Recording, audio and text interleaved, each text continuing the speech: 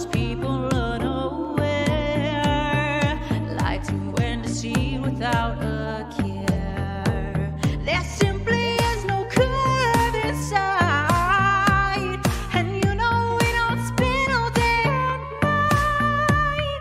It seems they want our minds flooded with lies. If you want to bust the globe, I know these guys. Who you gonna call? Who you gonna call? Who you gonna call? Who you gonna call? GlobeBusters. Who you gon' call when the horizon flattens out? Go ahead, call them up, see what that's about. Hi, Jaden. Around in circles trying to find us out, but if you're looking for the truth, like I find Hang on, it out. Hero. Yes, I can't go to space, so we hit the roof. Going. Get it, hit the roof, and it all came to light with 200. Mute era. We're in intro. The island for the beginning, or are we good? Sure, just mute up. Don't comply to me. Pick up the phone, get on the line with me. Line with me. Who you gon' call? Who you gon' call? Who you gonna call?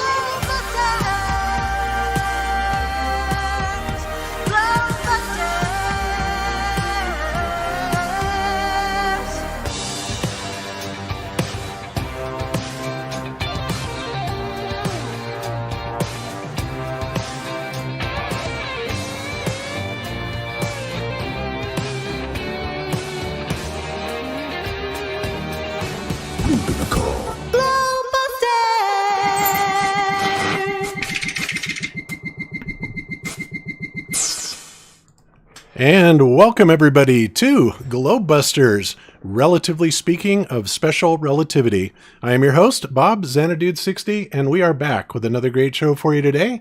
And we had a week off, so we're all back and rested and everything from the Easter weekend that we took last week, which was great. But now we're back, and we've got all kinds of great things to talk about today. We will be talking about Einstein and his theory of relativity and special relativity, general relativity and special relativity. And so I'm kind of going to disclose why we snicker at it and laugh at it, and why most physicists, and well, I don't know about most, but I would say there is a high percentage of physicists, scientists, and engineers that absolutely do not buy into Einstein's relativity theory. It's been debunked on multiple occasions. And after our presentation today, you will see why, because it is utter nonsense. And, you know, the thing that really is amazing is the way that people will cite it as it is actually true or something like that. But, you know, we're going to expose all the flaws and problems with it today. And hopefully you guys will really enjoy it. So before we do that, let's go ahead and get to the introduction of the panel. First up, we have Jaron from Jaronism. How are you doing today, Jaron? Doing good, Bob. Glad to be back. It was a good couple weeks, and the weather's getting ridiculous in here in California, at least where I live. It's getting too hot to even handle already, so we've got a fun summer coming up, I'm sure. Yeah, I can imagine. It is going to be... Dave, were you going to say something? Oh, okay. I guess he muted. Yeah, it's been really nice in Colorado. It hasn't been too hot, but... you know, it's also only late April, so I can imagine that the hot weather is coming. But you're gonna have. You used to live in Bakersfield, right? I used to live where? Bakersfield or Fresno or something. I used to live in Fresno. Yeah. So you know what it's like. It gets truly unbearable, and so it's always a shock when it comes. You know, last week I think we had a few days that were above 90, and it's just you're like, oh man, I can't believe we have to put up with this again. So it's coming. Global warming. I predicted it. Yeah, global warming. Well, the good thing about it is that the hot weather will give me plenty of opportunity to go camping this year. And I'm definitely going to do that. And what's really cool about that is that Rick, Seventh-day Truth Seeker, this week sent me the DSP 1760 fiber optic gyro. So now, guys, I'm dangerous. I have it in my possession. And we're going to be doing some very interesting tests. We've had quite the influx from people giving us suggestions on how to prove, the ether rotation as opposed to the Earth rotation. And Colorado is an ideal place to actually do that because we have low-lying areas and then we have peaks that go up to 14,000 feet. So I'm going to be using this fiber optic gyro and, of course, documenting it all and showing it on GlobeBusters. But it's great. I'm really excited to be able to do this. So, yeah, I'm psyched. So, Cool. all right. So next up, we have Iru Landucci from the land down under in Argentina. How you doing today, Iru? Hi, Bob. Hi, guys. How you doing? Doing great, buddy. How's life Yeah, down? What's the weather like down there now? No, we are okay. Right now, it's like a strange little summer. Supposedly, we are in autumn. I don't know how to pronounce well, but fall. I think it's fall. The name. Yeah, the fall, season. autumn, same thing. Yeah. Yeah, exactly. But we have a really shiny day with. I am with a t-shirt only, so, and my trousers, of course, right? And but we have a nice weather here. Maybe the global warming is coming also here. Yeah, could be. That's what they're saying. I think, it's not so much global warming as it is that they're just screwing with the weather. It's a climate, the climate change. It's not anymore the global warming. Right. Yeah, exactly. They've got to rephrase it because people just, got sick of the other terminology. It's pretty dumb. So Yeah, but the funny thing is that if you have extreme cold, is the climate change. If you have extreme hot, is the climate change, and of course the climate change. So Right. it's something like that. They are like a cat. When you drop it all the time, is fall right. Hey, that's a great way to put it, man. That's exactly how they are. As long as you call it climate change, and it's scientifically proven. Yeah, Climate changes. exactly. How dare you argue with that? that's right. Can't argue with scientific terminology, even though we're going to do a lot of that today. All right. And John the Morgile he's the one that's being fashionably late today. He said he would be here probably in about 45 minutes from now. So we will just wait for him to show up. But in the meantime, we have kind of a stand-in for him. We have with us David Weiss with Deep Inside the Rabbit Hole. How you doing today, David? Doing great, Bob. Thanks for having me again. The Savanier approved David Weiss. Savanier disapproved. Oh, disapproved. Sorry. Yeah, that's true. So as many of you know, David Weiss, of course, had a wonderful talk with Owen Benjamin this week, and it turned out absolutely fabulous. Everybody thought you did a really great job, David, and it was just. It was magnificent. A lot of questions were asked and answered. And, I kind of sympathize with you because keeping Owen on topic is kind of like herding cats, but you did a really great job of it.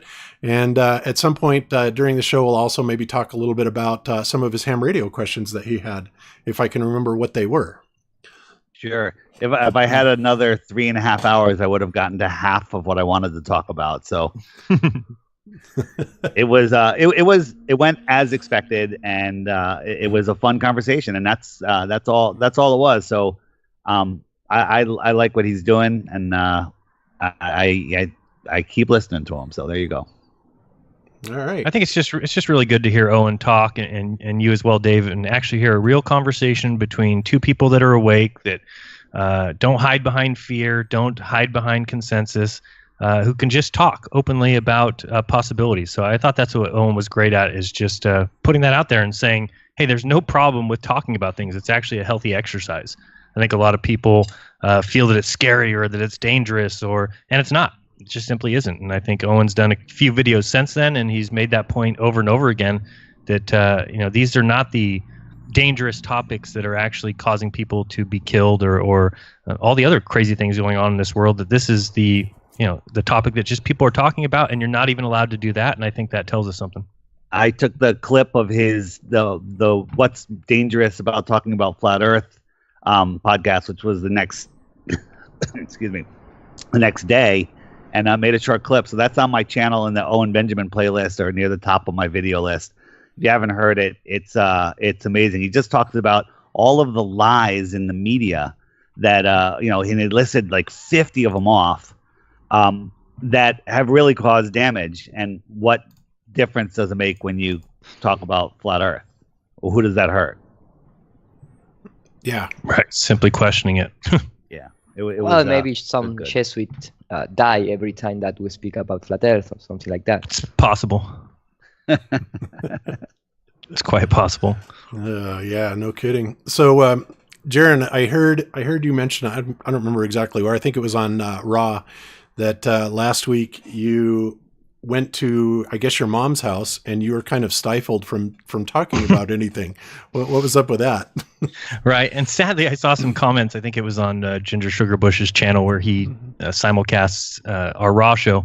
But yeah, I did see some comments from people saying, I'm very disappointed in Jaron for not speaking out anyway. And looking back, I'm kind of disappointed a little bit in myself. But then again, everybody knows how it is when you're at mom's house. And so I was invited over for Easter brunch. And then the day before, I got a text message saying, hey, Jaron, I just really appreciate it because there's this family that comes over for some holidays. It's my stepdad's family, so it's that side of the family.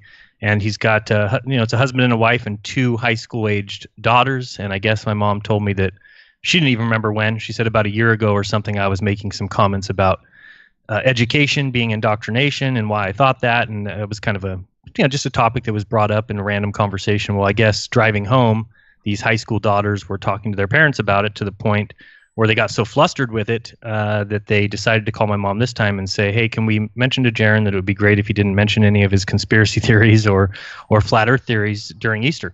So I had my free speech squelched on Easter, and we'd already decided to go. It wasn't like something I was going to back out of the day before. But looking back, I probably should have taken those 2 girls aside and just told them, hey, just to let you know, your dad told my mom not to let me speak at all. So, and I could tell because they like me. They're I don't know, they think I'm pretty cool. But looking across the table, they just kept looking at me like waiting for me to say something, and I kept my mouth shut and just stuck to mainstream topics and talked about all the collusion that Trump is obviously guilty of and obstruction, and kept it to mainstream topics. Yeah, But Jaron, that girls are subscribers to your channel, maybe? No. I don't know. Maybe they might Maybe. be. Who knows? They are. Like I said, I don't go to family events and really talk to this about anybody that doesn't want to be talked to about it. So if it ever came up, it would have been in conversation or something like that. I certainly don't go to family outings and just scream flat Earth and call people globe shills or something. So yeah, it was kind of upsetting, but we'll see next time if they try and put another restriction like that again. It was kind of upsetting and surprising, and but what are you going to do? Some people just don't want this topic talked about. And in my opinion, it's because the parents probably driving home have no defense to some of the things I'm saying.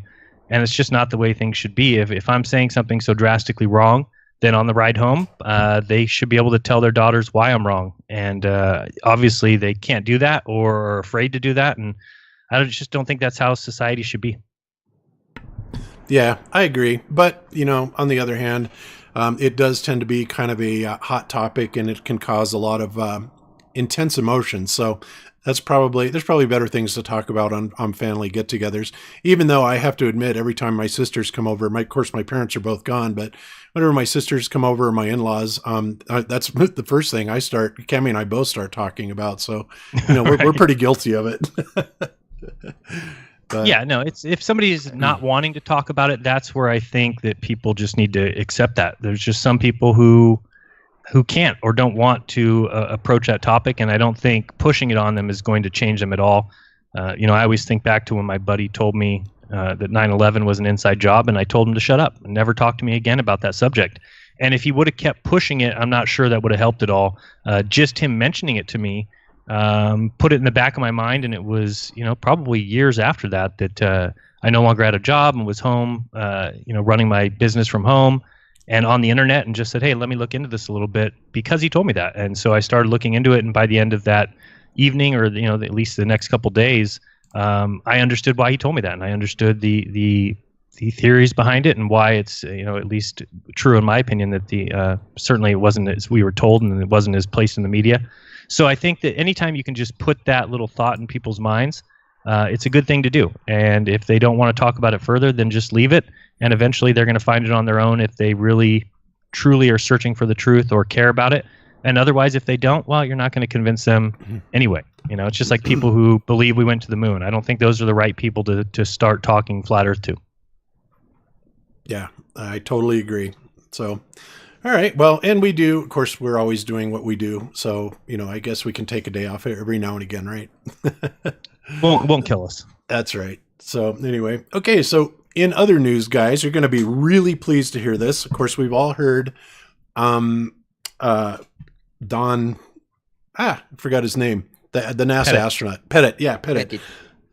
Come out and say, I'd go to the moon in a nanosecond, but we lost that technology, yada, yada, yada, right? We all know that. Well, it turns out that we have these guys that are on the Curious Mark channel that are restoring the computer that put men on the moon.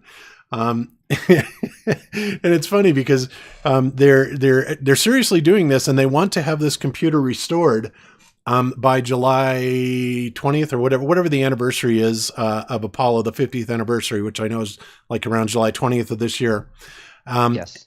And they've got everything all torn down, and they're putting it all back together.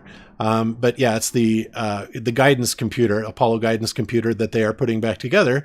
So when they do this with this ridiculous 1969 technology, which if you know anything about electronics, which I know maybe you guys don't know a lot about it, but you look at this stuff and it is clearly 1960s stuff that they're using. They're using breadboards, and they're using what these little things are. They're like diode networks, and they're called AND gates, OR gates, NAND gates, and NOR gates. And they're basically very simple logic circuits that they're putting together. I mean, this is really, really, really primitive stuff, but they're putting it all together. And I have to wonder, honestly, if when they get it together and they actually, turn it on, and they start feeding it information that would have been normally, the inputs for all the attitude adjustments and all that, if they're going to realize at that point that there is no way that this archaic piece of garbage that they're putting back together would have had the computing power to do what they claim that it did, right? You can only wonder. Hole.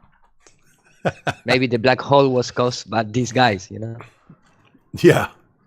Yeah, it's hard to say, but I mean, they're all very dedicated to it. And, like I said, they've got all their 21st century equipment, out putting it back together. But I mean, look at this stuff.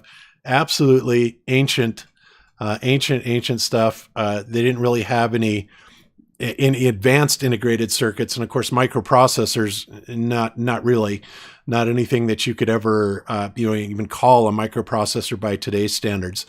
But they're putting it together. So now, when this happens, you got to wonder, what's Don Pettit going to say that, when this is all restoring? And the other thing that they're doing also is, how they're saying, well, even if we had all those tapes and the telemetry and anything, we don't have anything to play it back on, which of course is utterly ridiculous because it's nothing more than tape. Now, whether or not they put digital format on it or analog format on it, we should certainly be able to retrieve that data off of it. Of course, that's assuming they ever find any of the, lost telemetry information. But so that now, the only thing that is left to ponder is how did they get through the radiation belts? And, I do know that NASA's kind of changed their story and said, well, we didn't go out through the Van Allen radiation belt. We actually altered the path and went up, through it, I think through the North Pole and through the weakest area. But of course, if you watch any of Paul on the Plains and series that he does, that was absolutely never taken into consideration then. So they're kind of trying to change that, move the goalposts, so to speak, on that. But it's not going to happen. Yeah, look at this stuff. Absolutely primitive wires, capacitors, primitive gates, little disc capacitors in there. Unbelievable. So primitive. Yeah, this kind of equipment is where comes the word worms or bugs in computer terms. Yep. Actually. Yeah, exactly. You got little field effect transistors, FETs in here that are small amplifiers. But wow. This is kind of like, for me, it's like a trip down memory lane because I wasn't too far from this genre, So yeah, pretty amazing. So that's the good news for that. All right, so let's get rid of that. And John did a video this week Actually, I'll get to that in just a second. I wanted to let everybody know that I was in touch with Robbie Davidson. He sent me some information, and he said that the New Zealand conference went absolutely stellar. There was a huge turnout, unbelievable response by the press. And actually, I'm going to play this one clip here, and there's actually somewhat of a favorable. I mean, they didn't completely bash, flat earthers, kind of like the American media did. But even the New Zealand press was a lot kinder to us, I think, than a lot of people have been. So he was happy with it. I guess Mark Sargent, was really happy with the turnout and everything down there. And so let's listen to what the New Zealand News says about it really quick, and we'll move forward. Movement have travelled across the Earth to challenge what we've been taught about the universe, namely attempting to demonstrate that the round Earth theory is an elaborate hoax. Lucy Warhurst went along to their conference in Auckland. The Netflix documentary Behind the Curve has prompted a global spike in interest in the flat Earth movement. The sky is the limit, probably literally. Ah, I see what you did there. Star of the documentary Mark Sargent says there are millions of flat earthers around the world just like him. 90% of our membership, though, is in the closet. I kind of treat it like the old movie The Fight Club, which was the first rule of Flat Club is you do not talk about Flat Club. But it is very true. I mean, you have to choose your audience wisely. This is a safe audience. He's flown in from the US to attend the Flat Earth Expo in Auckland. People here believe we do not live on a globe. You don't feel like you're spinning 1,600 k's an hour, do you? Flat earthers think the world looks like this, and the sun moves in circles around the North Pole to create day and night. But Robbie Davidson says they're dogged by laughable misconceptions. No one believes that we can fall over the edge, and we're not a pancake flying in space. He says that would be ridiculous. So what do they believe? One of the main models is that we're a flat stationary Earth with a dome over top, and that the sun, moon, and stars, and everything we see in the sky is contained inside. At the core of their belief is quite simply that the world looks flat. Things that go off into the distance like a boat, eventually you should not be able to see them. They should be behind the curve, so what I did there. On the other side of the hill, well, with long-distance photography, especially with HD, we can now see those things. And when it comes to pictures from space, well, they believe NASA and other agencies are involved in a conspiracy that they've never even explored space. In a world of differing opinions, one thing's true, they flat out deny the Earth is round. Lucy Warhurst, News Hub. All right, so there you have it. And yes, I know, guys, that the sound was low, and I apologize for that. But I think it was taken second generation, maybe from Robbie's cell phone or something like that, so the audio was low. Not a lot I can do about it, but I will have the show link in the show notes, so you can play it again if you didn't hear it all. But yeah, I think that came out overall kind of favorable. Oh, wow, let me close that window there. And David, there was a point in there where I saw you on the big screen. Were you actually in part of the conference down there, or what was going on with that? Or where did David go? Did we lose David? Oh, he must have hung up. He called in from Skype to do some sort of presentation. I don't know. I was talking to him yesterday, and he said, "I got to go. I got to be on this Skype presentation." So I think that there was a few people, and he told me a few other names. I think he said Amber Plaster, but I can't. Maybe Rob Skiba. There's a couple other people that phoned in or did Skype presentations for that conference. So I'm not sure if they were full because I couldn't find it online if it was streaming or any way to watch it. So all I know is that he did call in on Skype and did like a little conversation. I don't want to call it a presentation because it probably wasn't one of those. It was probably more of a conversation. Okay. Well, that kind of explains it. All right. Well, anyway, it sounds like it went really well. And, as you guys know, we have a few other conferences coming up. And Alex said I was there too. I think he was there in video. Oh, maybe, I don't know. I don't know, but was it video, Alex, or was it in person? Probably in video would be my guess, but I'm not sure. We'll see what he says. Anyway, okay, so getting back to where I was going with this, I want to give a hat tip out to Cynical Skeptic, who was the provider and creator of this particular video that I've been showing. A funny thing happened while docking in space. And of course, it shows the jerky, almost claymation animated motions of the limb, coming back up and docking, which is, it's crazy. It's so bad. It's unreal. I just thought it would be really good background video, though, to watch this. So hat tip to Cynical Skeptic for that. And the other thing is I don't know if you guys saw this or not, but another flat earther, No Fanfare, who I've been following for a while. But this is some really good footage that he posted. And it actually came from, where's the guy's name at? Anyway, another guy, got him. I looked. It says right there, I hate lies. I hate lies. There it is. Okay. It came from him, and it's just basically a hoverboat that's going way out past some, traffic that's on the ocean. And of course it stays above the horizon the whole time, actually to a point where it looks almost like he's just floating. You get up here and it looks like it's turned into a mirage there. But just some interesting footage. I believe it's something like a hybrid. It's turned into a spaceship. And it looks like David told me that Alex, Amber, Plaster, Skiba, and Santos Bonacci and David all Skyped in to the conference just so we can close that page. Oh, that's awesome. Okay. Yeah, I think we kind of started that trend in Canada when we had Iru and John Skype in with us there, which is kind of cool because virtual appearance. Yeah, and Iru was upside down. I remember that. Poor Iru. Yeah. Poor Iru. All right. Okay. So it's unfortunate that John isn't here, so maybe we'll get to this a little bit later on. But he did a response to Professor Dave. The second response, actually, and he's going to keep making them. And like I said, we're going to keep addressing this because I keep getting trolled like there is no tomorrow from the Professor Dave fans who say that, oh, he really shut you down, made you guys look foolish. And honestly, every single point that he made is so easily refutable. And the sad thing is this guy, claims to be a professor. He has supposedly a degree in chemistry and all this stuff. And he is so indoctrinated that he just, he knows not what he says, I think is one of the biggest things.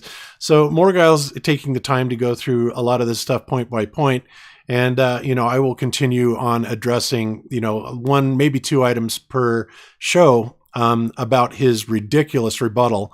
But man, you would think that his video, by the way, is completely blown up. His response video, it's gone completely viral. It's got several 100,000 views on it. And of course, like I said, as a result, I'm getting trolled and everybody saying, oh, when are you going to respond to Professor Dave's?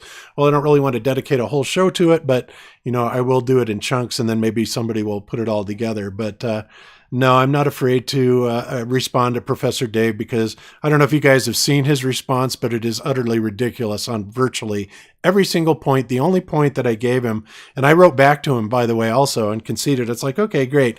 So the sun and the moon are not staying opposite of each other. That was not a good graphic. And of course, he picks that out. But then, he wants to know certain questions like, at the top of this one, why doesn't it get hotter when you go up? Well, just to answer that very simply, Dave, I would say that it doesn't get hotter when you go up for the very same reason that the ISS is not melting as it's flying around in the thermosphere, right? Up there where the temperature is 4,500 degrees Fahrenheit. Of course, NASA says, though, that it's not really that hot. Even though it's that hot, it's not that hot because the air molecules are so sparse that there's really no temperature that's being affected. So, in response to this little question right here, and we'll go over more of it maybe when John gets in here, it does get hotter when you go up, according to NASA, Dave, and that would be that it's 4,500 degrees Fahrenheit in the thermosphere, which, of course, we know is nonsense because if that was really true, it would be, the ISS would melt. But since NASA said it, you have to take it as gospel, Dave, because NASA is your God. All right, cool enough. And by the way, have Jaren or Ira, have you seen his response yet? It was like a month ago, at least.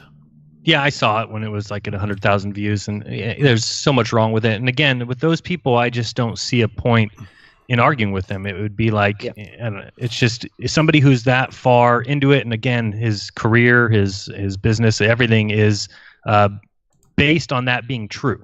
So I think sometimes people need to recognize that there's nothing else that we could expect. You could never expect. We already know Globers can't concede a point.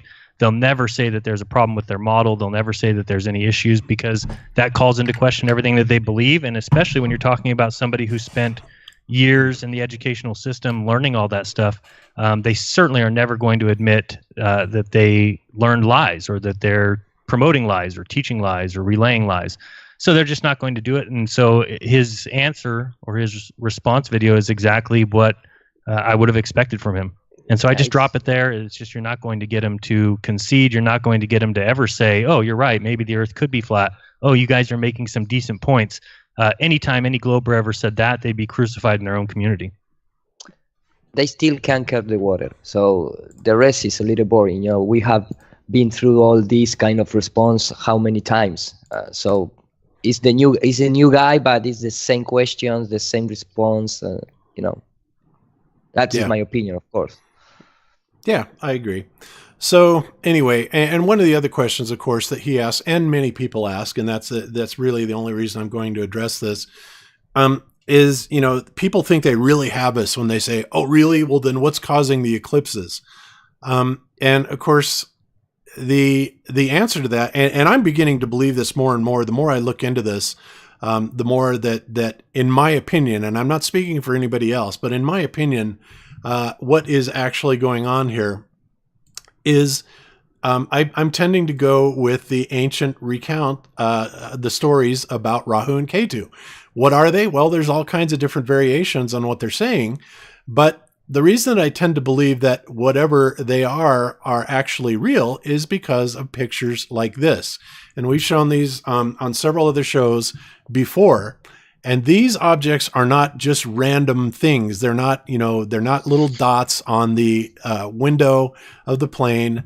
They're not, you know, smudges or anything like that, like a lot of people will claim. And the reason I say that is because not only do we have like this particular view, but somebody on one of the shows, I should have probably pulled this one up, went forward several rows on the plane, took it from a different angle. And of course, these objects are still there, whatever they are.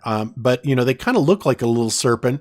And of course, if the head is up here actually eclipsing the sun, then that would go right along with that story of Rahu is the serpent that swallows the sun, right? So here's the body of the serpent, which is separated from the head, and the head swallows the sun. That is the legend, according to ancient lore, about, you know, what is causing this.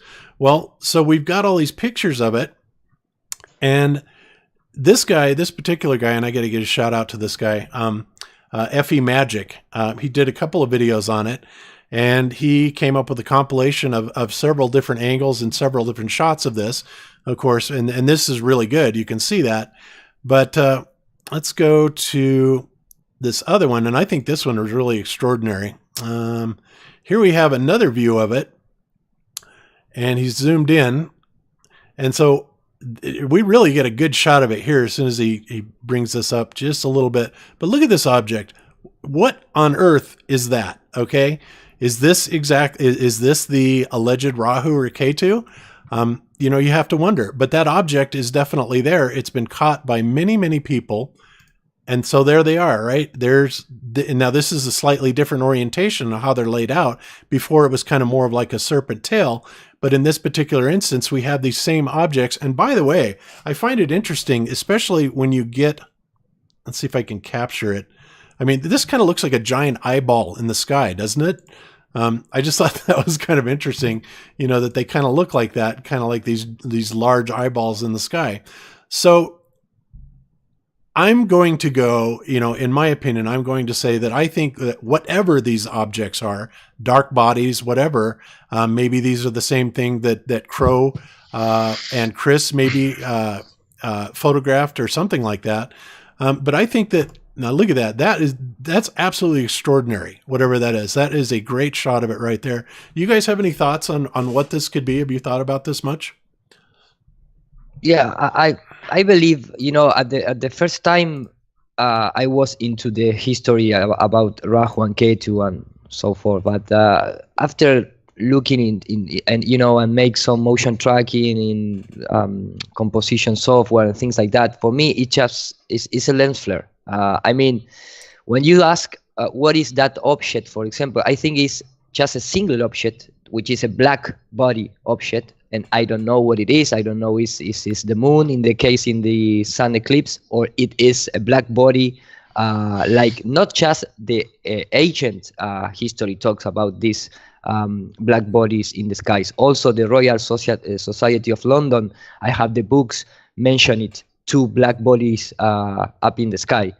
But I believe it's when you, if you can take a pause around when you make that kind of first plane of the round object, what I believe it is, that is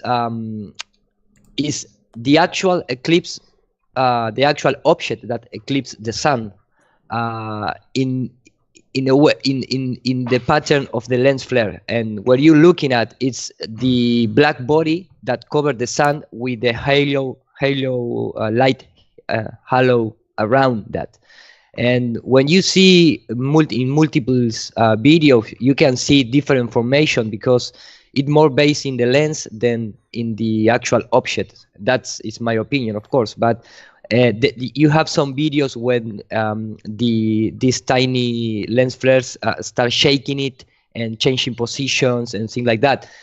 For me, it's really clear that there is some kind of object eclipsing the sun, and there is some kind of object eclipsing the moon. But there are singlet objects with no light. In fact, we are actually in our times, we have a special like paint that absorb all the light. I don't know if you see something like that. It's really strange because it's like a personal black hole on the table, because absorb all the light. It's not like a black color that reflect lights. It doesn't matter how black you paint it. You need to have a special material with special properties. But for me, this is just a single object. And of course, if you if you take a camera and point directly to the sun, you're always going to get some kind of lens flare. And in fact, that video that you show from FA Magic, if you put for the beginning, you have the lens flare until this object starts to eclipse the sun, and then appears these strange lens flares. Right. So that is my opinion. Yeah, I kind of agree with Iru here. I think the same thing. I think that there could be, the nodes up there, but these things to me look like mini eclipses. You can kind of see that the light kind of resembles them, but that's just me, and I could be wrong about that. But I've also seen, I don't know if you guys have seen before, but during an eclipse, if you go and take video of shadows casted by a leafy tree, that there are many, many, many mini eclipses in those shadows. Exactly. So I kind of think of it the same way. In this case, there's only the window, but I think, if I'm not mistaken, isn't there 3 panes of glass on a plain window? I believe there's a middle glass, then there's an outer glass, and then there's an inner glass, right? Yes. Exactly. So I kind of tend to think that what we're looking at is just, usually 3 different reflections of that eclipse on each pane of glass. But again, I'm open to tons of other possibilities. That's just what it looks like. So there you can see that the eclipse is starting. You can see the little black body moving from the right to the left. It kind of looks like until it eclipses it, and then you got 3 of them. But again, it could be anything. Yeah. I'm open to anything there. Yeah, and the orientation of them changes also. So, Iro, do you think that the camera, and I don't have that particular piece of footage on here now, but back when we were doing the Nibiru and Planet X show, I showed another clip of it that was taken, from the back of the plane and then all the way at the forward of the plane, and the orientation of those bodies was identical. So what are the odds, do you think, that we would see identical reflections, from the back of the plane, or lens flares, as you put it, from the back of the plane to the front of the plane? Is that normal? Can you ask me again the question, because I lose a little bit? Okay. So in the video that I showed several months ago on the Planet X show, we had Yes. a guy that took a picture of these objects from the back of the plane, and then we had another one where he moved all the way to the front of the plane and shot the Okay. same object, and they were in the same orientation. But I was thinking, if it's a lens flare, I don't know. I can't remember that video, so I don't know what you're talking about. I mean, of course, Okay. maybe I saw it and maybe I participate in the show, but living upside down sometimes makes the blood in the head and make you lose some thoughts. So no, I can remember the video that you're talking about. But for me, this thing about Nibiru, I used to believe in that because I used to believe in the Anunnaki history and things like that until I become a flat earther and see Zacharias Sitchin cover his face in the Masonic meeting. And then I'm start to, saying, okay, this is a red flag. And then when you start studying the sun and the atmosphere and all that reflection and, real life events, for me at least, I understand that is the actual sun and the reflection in the atmosphere, the apparent sun and the real position of the sun, or at least more precisely than the reflection sun. So for me, Nibiru is just, we don't have two shadow cast, so for me, it's just one object and the reflection of that original object.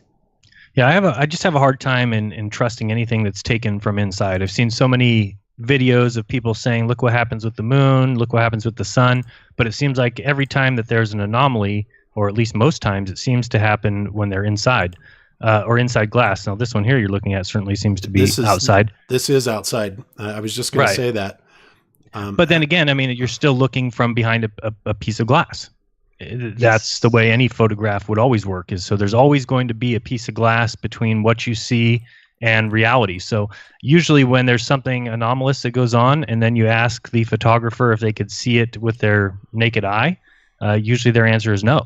That they only saw it through the lens, or they only saw it through the viewfinder or through the little digital display. So again, and I've never seen anything like that with my eyes, but again, I'm open to anything, especially if there's a lot of evidence around it.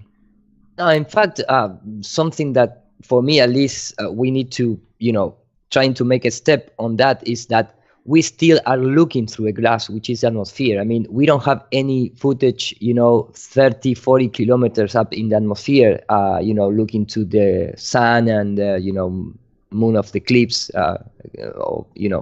you guys filming the eclipse of the sun from a high altitude balloon, but not with with special equipment, with alpha filters, nothing like that. So we don't have any testable footage above the atmosphere. And NASA, they can even take eclipse from outside with 1,000 of satellites or the ISS. We don't still have that kind of evidence. And the most funny thing is that the LRO, this lunar orbiter recognizer, they self talked about that they shoot down the days of the eclipse because the machine doesn't receive the light of the sun, so they shoot it down to don't lose battery. And that is the official explanation from NASA. That why they can transmit live or record live video from the lunar recognizer orbiter. So it's like it's like a joke. I mean, and the guys who in the year 1792, Sir John Herschel and Shonan H. Lambert, they talk about. They are from the Royal Academy of London, and they talks about these two black bodies in the sky. So if you study a little bit about the black body radiation and that kind of electromagnetic concepts and real concept, in fact, you have this kind of object that has the property to suck up the light, and don't reflect. It just absorb light but don't reflect. So we can have something like that up in the sky. Why not? NASA has black holes 50 million years light away, so we have close object that absorb the light. Yeah, okay, I get you. Well, let me say this. what I will say is it's interesting that these particular phenomenon don't seem to show up unless it's around the time of an eclipse. And this specific, object, whatever the heck it is, because, we got lots of pictures of the sun and stuff like that, but we never see anything like this unless it's, right around an eclipse. So that's one thing that makes me, wonder about that. Now, as far as not being able to trust things that you can't see with your own eye, the only thing I can say to that is, our eyes only register a very, very small spectrum of light. Once we get into ultraviolet or infrared, just below and above our visual light spectrum, there's a whole world of other stuff that's going on there. And you can actually use a technique called visual heterodyning. And what that does, and I think this is actually what's happening with the stars. The stars are this energetic, point of energy. And the only reason that it's becoming manifest, and same with the sun, most likely when down on Earth, as compared to when you're up, near space or whatever, that you can't see it, is because there is something in the atmosphere itself that is bringing the starlight into manifestation. And it's probably lighting up something in the atmosphere, kind of like you guys remember Dan Dimension's videos talking about when a static charge hits noble gases, it causes them to fluoresce. Well, something like that I think could be going on. But, I don't know. I'm just spitballing here, but I think there's good possibilities. So I wouldn't say that, if I can't see it, with the naked eye, then I'm not going to believe in it. And, because I find what Crow and Chris shot very interesting, that you could only, pick up with a double stack filter. Now that may all turn out to be some sort of an aberration. I don't know, but I find it interesting that it only shows up, with that particular filter combination. So who knows?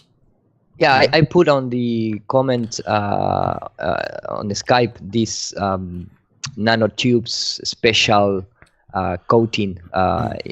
We don't reflect light, and you can see like this is really a black situation. But for me, the most important thing is that all these phenomena has to be with electromagnetic fields all the time. You are leading with electromagnetic things. You are not. It's like it's not a 100% pure rock object that like the heliocentric model trying to talk about this phenomena, that it's just a piece of rock covering another piece of rock. So we still have the problem that the shadow doesn't match with reality. When you eclipse two spheres, the shadow that one sphere produces on top of another sphere is completely different that we see in the sky in a real eclipse, which is something that more with plane objects than spherical objects. We still have the issue that in the new moon nobody see what's going on. So we still have the situation about the temperature of the moon, the self-illumination object, like it is for me at least the moon, and so on and so forth. Yeah, very good. Okay. And speaking of Crow, by the way, I just want to say this because I did receive a little bit of flack back and also some commentary from Crow. And it almost seems like I may have hurt his feelings a little bit, which I certainly didn't mean to do. But you guys may remember that I played the video from another gentleman that had caught a jet going across the moon, and it caused something that appeared to be similar to the lunar wave.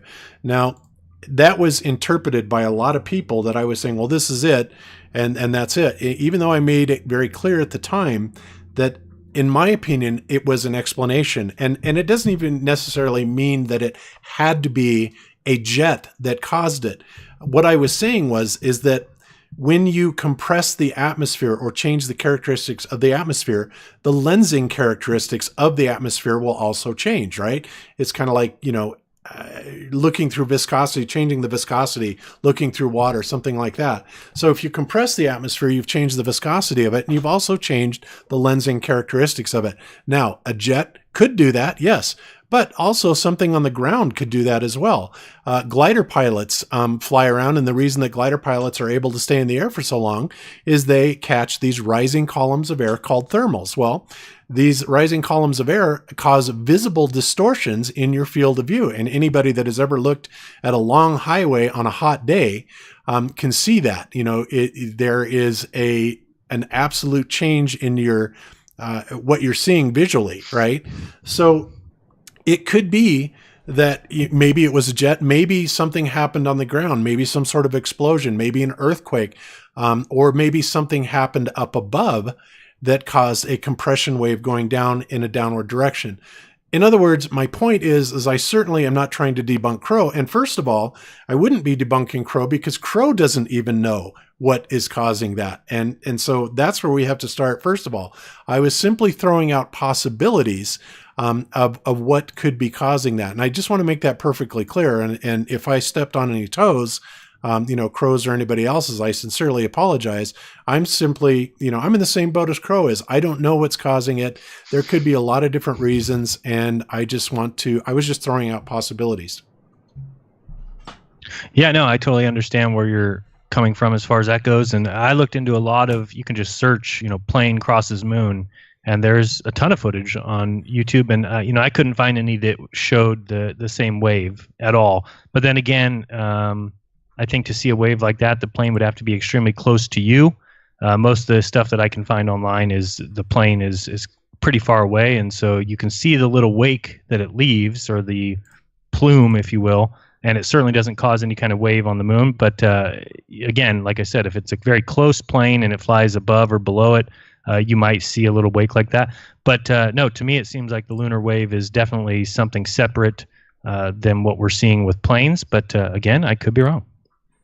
Yep. Okay. Well, anyway, and that's what it's about. We're just, I was just spitballing, and right. I get that people are very sensitive about their ideas, but and we don't do that on GlobeBusters. I mean, just because Jaren and Iru disagree with me and they're goddamn shills because of it, it doesn't mean I'm mad about it, right?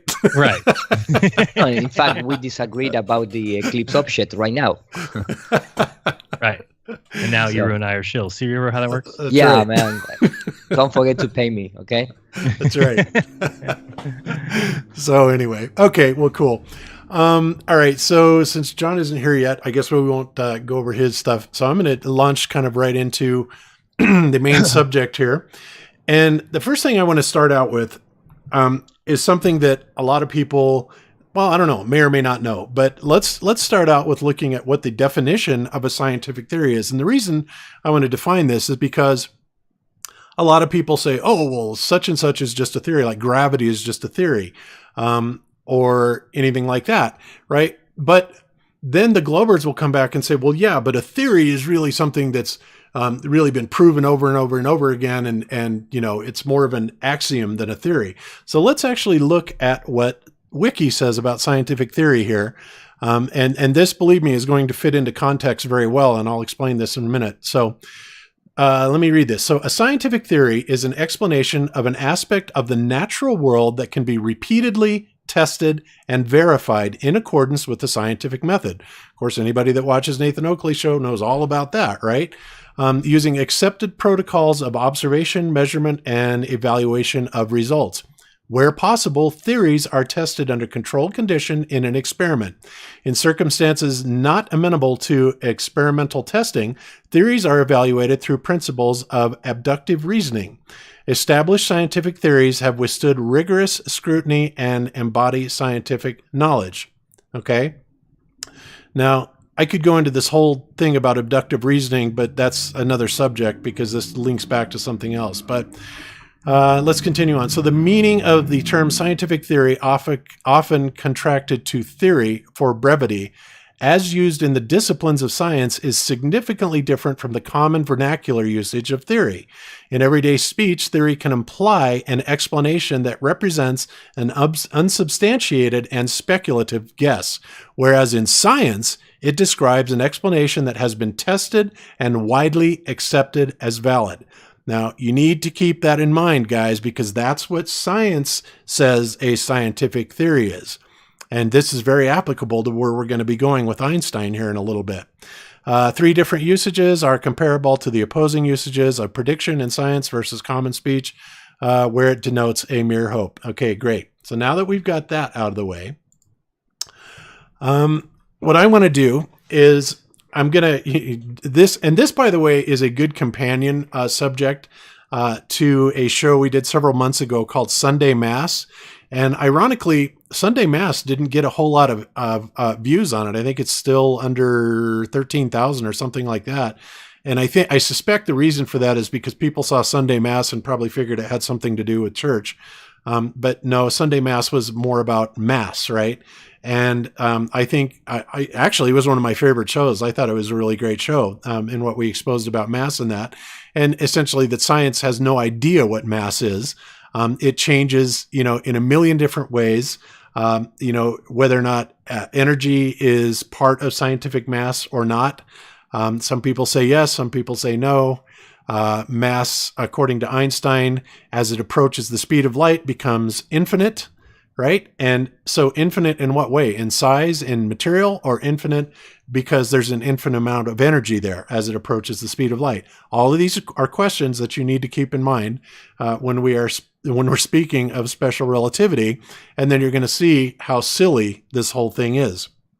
So, what I'm going to do here is I've got 3 videos that I'm going to play and kind of do a commentary on. And after we get through that, then we're going to go through some of the actual definitions of what they're talking about here. And then we're going to do a little bit of extended reasoning and logic on it and see if any of this makes any sense to anybody, because I can tell you it certainly didn't to me. In fact, I found it pretty comical, and I think a lot of you will too. So let me go ahead and play this. And I hope that the volume is loud enough on this. Just know that I can't turn it up any further if it isn't. But so let's play this, and I'll kind of interject commentary on it as we go along. So without further ado, Special Relativity Crash Course Physics number 42 by PBS. Here we go. This episode is supported by Prudential. Let's say you're waiting for a friend of yours to arrive on a train. And I should point out, it's very much a hypothetical train. For one thing, it's moving towards you in a vacuum. And somehow it can travel at half the speed of light. But your friend, Bob, is on this amazing hypothetical train. Oh, and the front of the train has a headlight. From Bob's perspective, standing on the train, the light from the headlight is moving away from him at the speed of light. So the train is moving at half the speed of light, but at the same time it's shooting out light from the headlight that's moving at the speed of light. You'd think that from your perspective on the platform, it would look like the light coming from the headlight was moving at 1.5 times the speed of light, because it would have its own speed plus the speed of the train. But that's not true, because light always has to move at the same speed through a vacuum from any perspective. So from your point of view on the platform, that light wouldn't look like it's going faster than the speed of light. It would just look like it's moving at exactly the speed of light. As counterintuitive and strange as that sounds, special relativity explains why. Yeah, as counterintuitive as that sounds, because it very much is. And of course, first of all, Bob's pretty good if he can distinguish something traveling at half the speed of light versus fully the speed of light. So, but I can tell you personally that I was never there, so none of this is real. So let's continue on.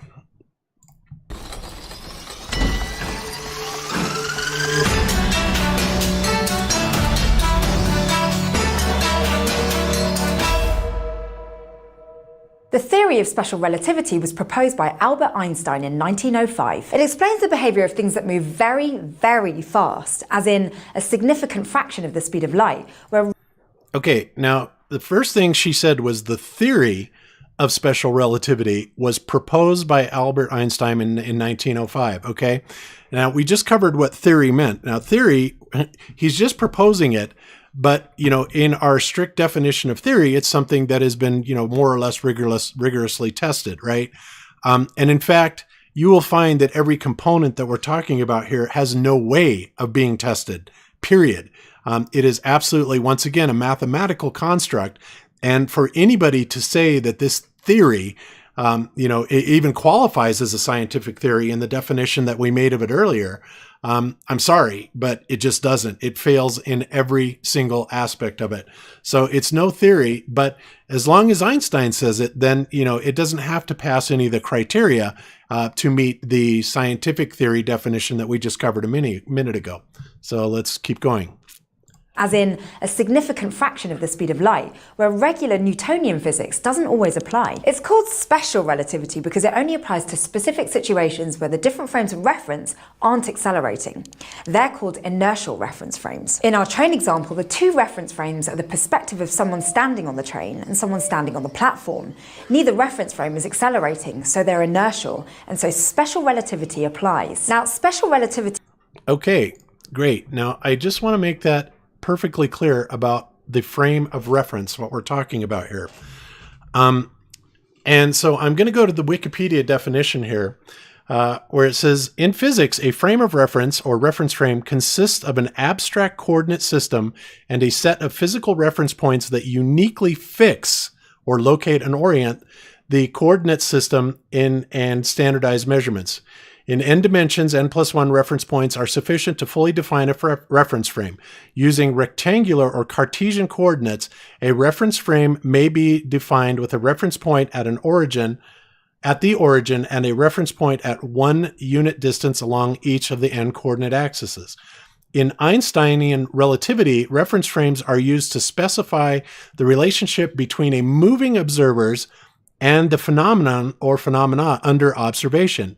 In this context, the phrase often becomes observational frame of reference or observational reference frame, which implies that the observer is at rest in the frame, although not necessarily located at its origin. A relativistic reference frame includes or implies the coordinate time which does not correspond across different frames moving relatively to each other.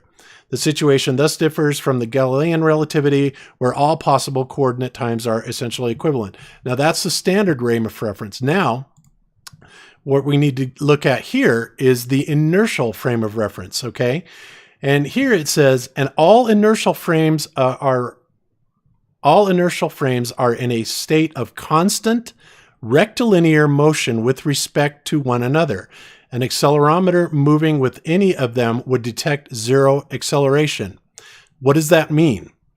What that means is when Einstein or anybody else is talking about reference frames, they're talking about something that is moving in a linear direction only.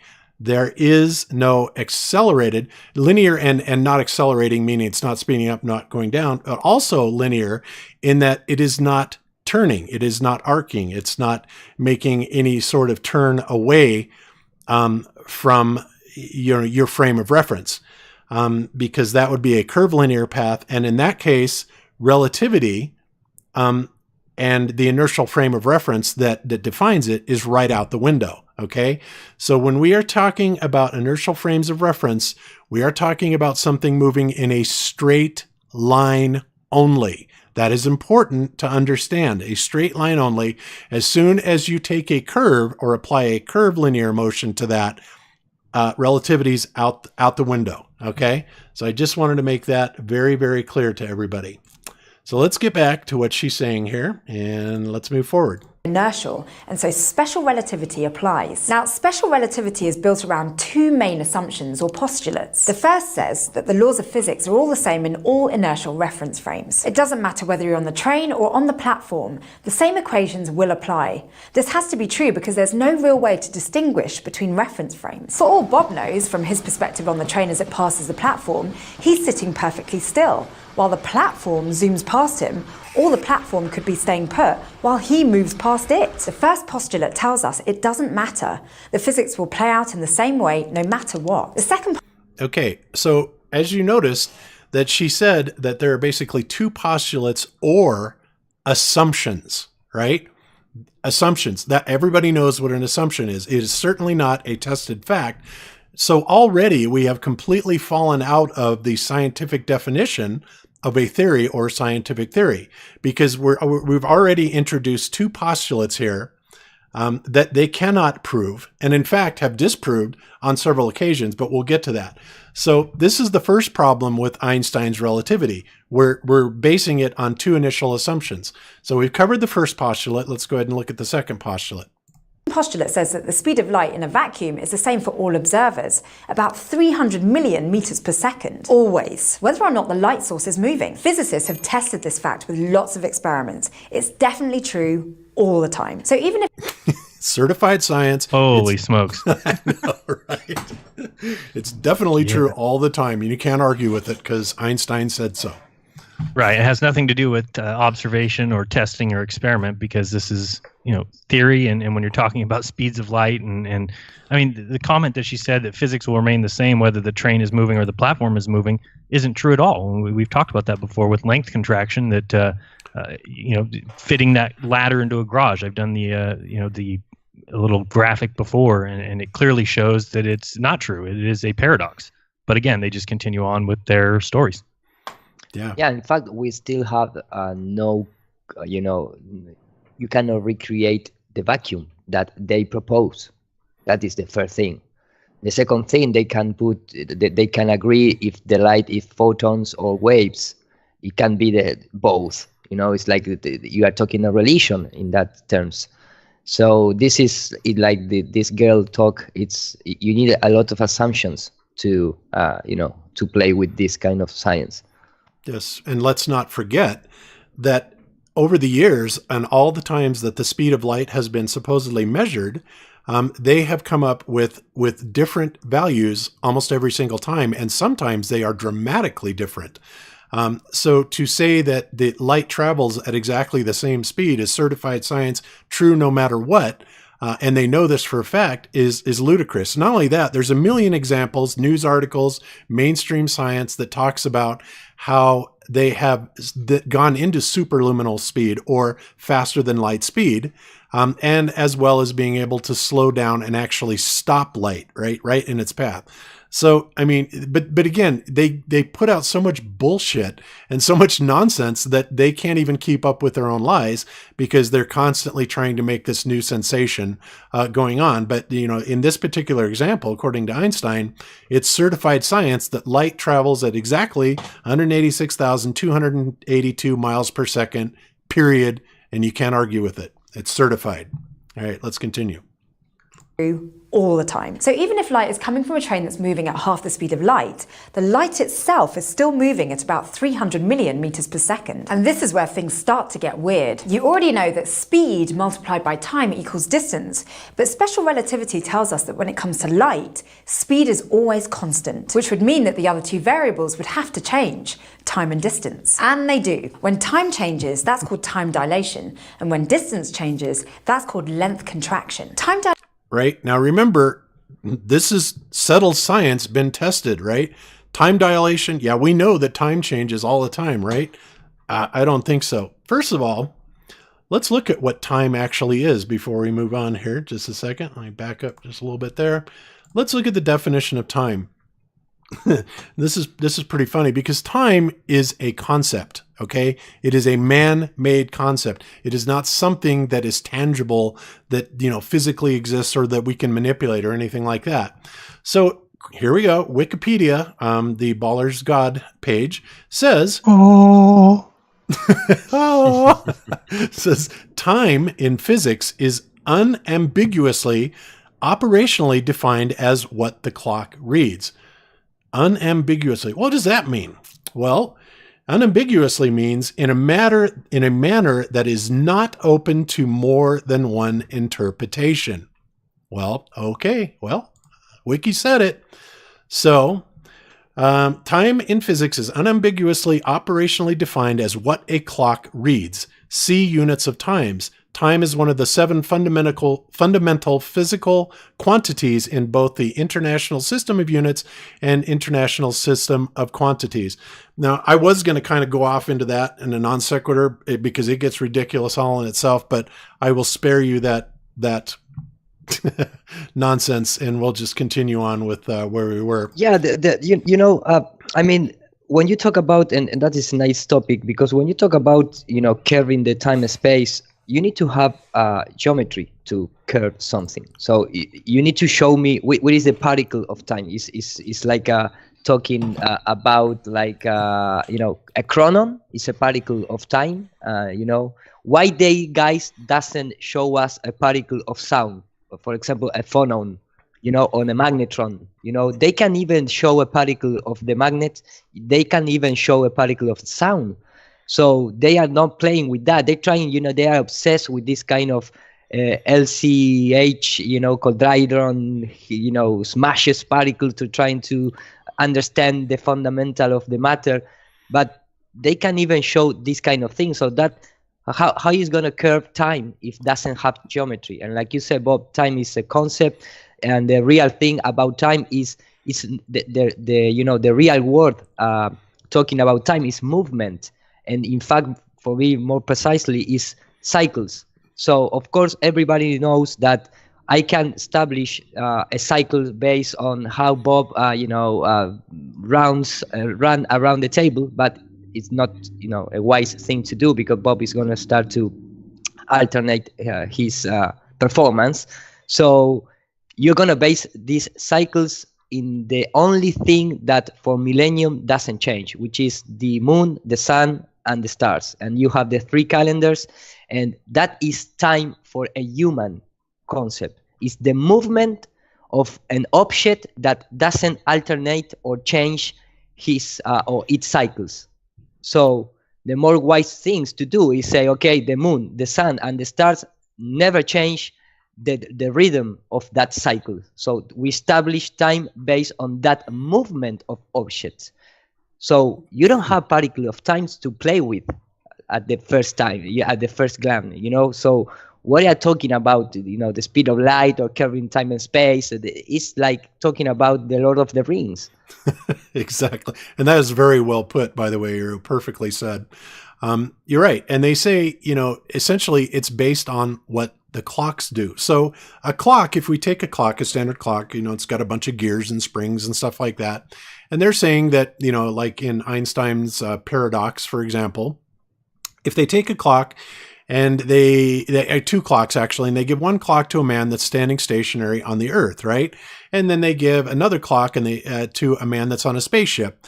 And they set the clocks, they synchronize them perfectly to the exact same time. And the man on the spaceship flies away and then comes back. The man on the earth will have aged because time has slowed down for the guy on the spaceship. But according to relativity, right, everything moves relative to each other. So how do we know that it really wasn't the guy on the spaceship that was standing still with respect to the guy on the earth who is moving away, right? Relativity says that that's absolutely true. So, and not only that, beyond that, what in that journey is going to physically cause that clock to slow down, right? What phenomenon going fast causes the clock to slow down? Oh, well, okay, that's a mechanical clock. But they did it using atomic clocks, using atomic decay rates. Well, again, the same question applies.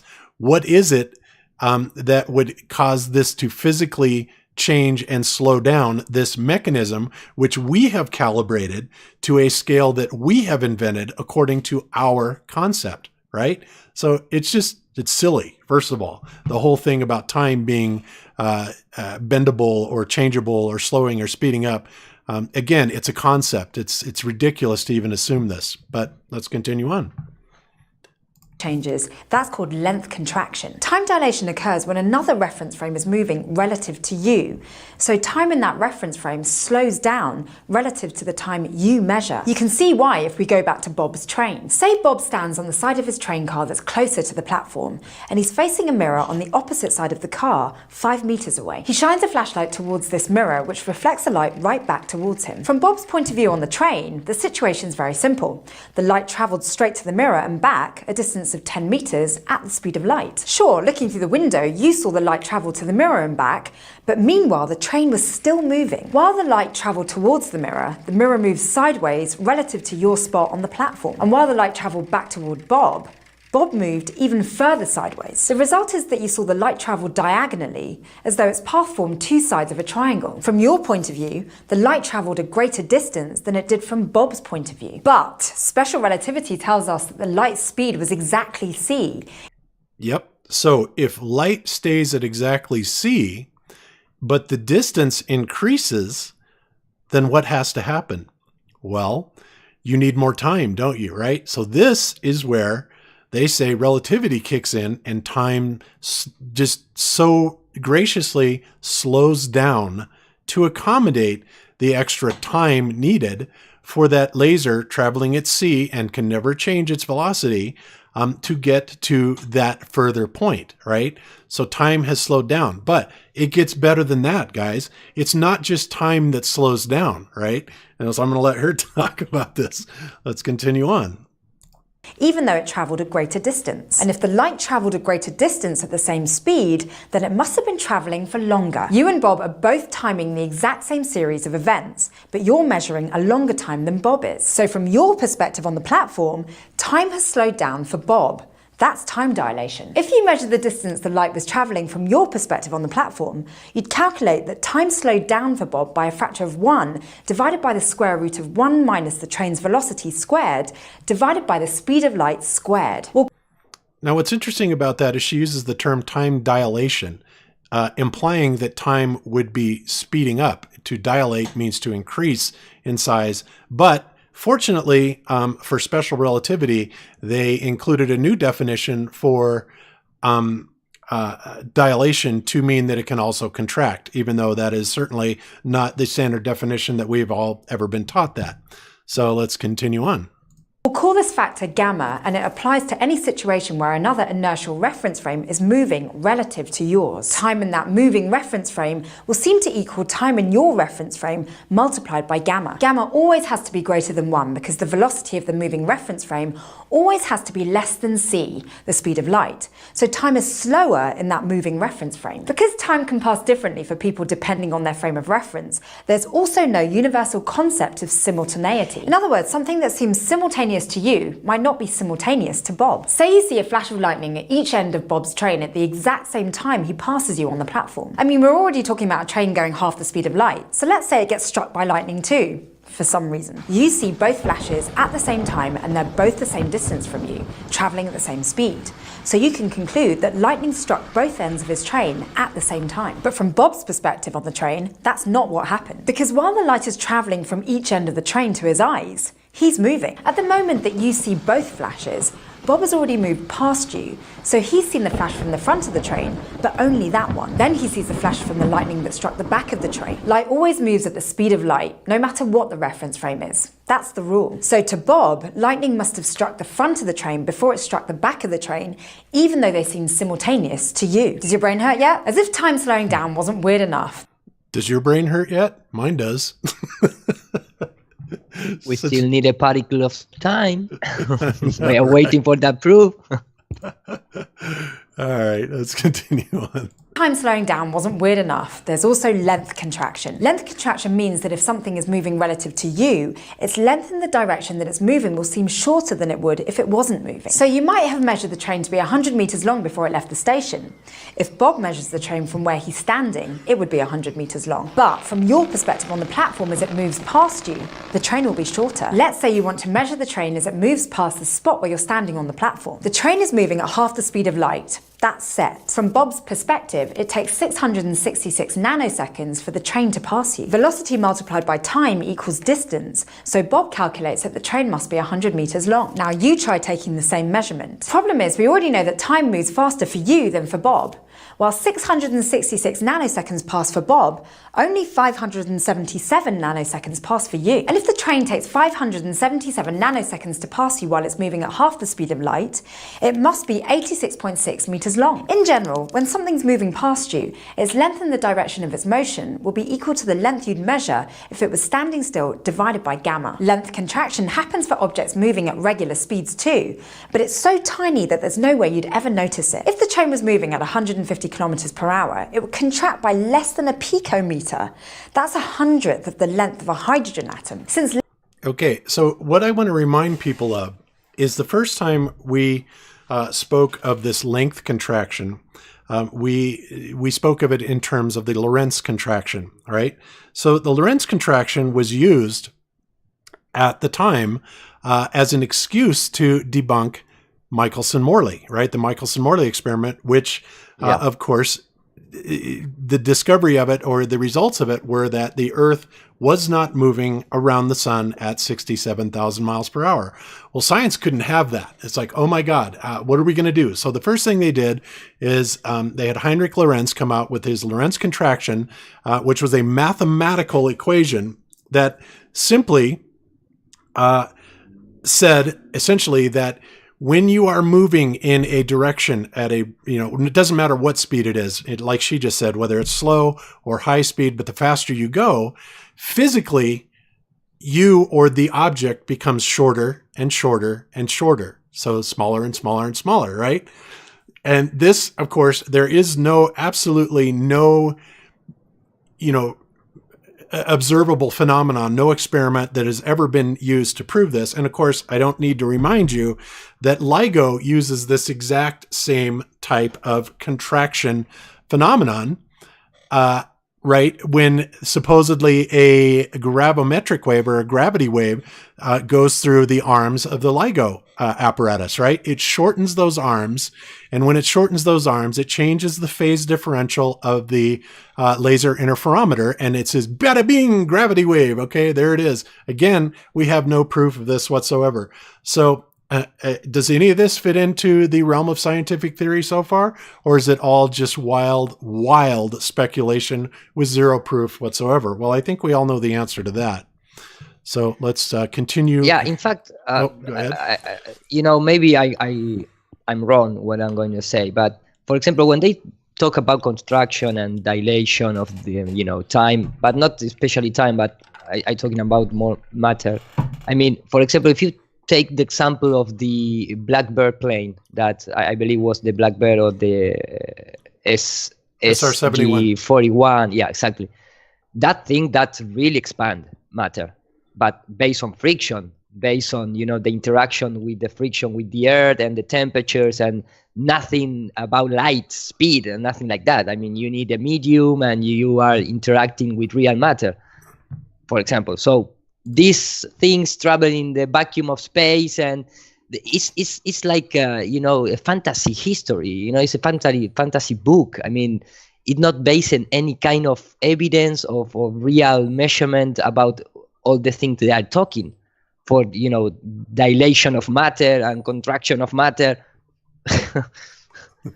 That's my opinion. Well, you would have think that the SR-71 would have worked really well because, it was expanding because of the heat, but it was contracting because of its huge velocities, right? But I guess they didn't offset each other just quite enough. So yeah, but you need a medium to do that. If this is in the vacuum of space, the contraction, what is going to be the friction to expand the fuselage, or the heat to, you need a medium all the time. Right. Which is, of course, the fuselage, the entire plane is made out of titanium, right? So it makes you wonder, if the SR-71 had those kind of problems at Mach 3, maybe Mach 4 even, how in the world do they get these craft, the rockets going up to 17,000 miles an hour without any heat shields, no problem whatsoever? It just really boggles the mind, doesn't it? Yeah. Okay, so let's continue on. The length of a hydrogen atom. Since length contraction isn't something we see in everyday life, it isn't part of our intuitive sense of physics. So special relativity tells us that because light always travels at the same speed, time dilates and length contracts to compensate. Space and time, they're directly connected to each other. That's what people mean when they talk about four-dimensional space-time. If you're describing something physically, it's not enough to just talk about its position in three-dimensional space. You also need to take time into account. A lot of this might seem counterintuitive, but that's because we're used to seeing the world at much, much slower speeds than light. All of which is to say that when you start to analyze things that are moving fast, the universe becomes a very strange place. Today we learned about Okay. Yes, we're definitely... We learn about what? Well, and unfortunately, we'll never learn about the rest of it because none of us are ever going to travel near the speed of light or superluminally or anything like that. So again, we go back to the definition of a scientific theory, and there it is, guys. And they're claiming that Einstein put this scientific theory forward. Well, it's not just a theory.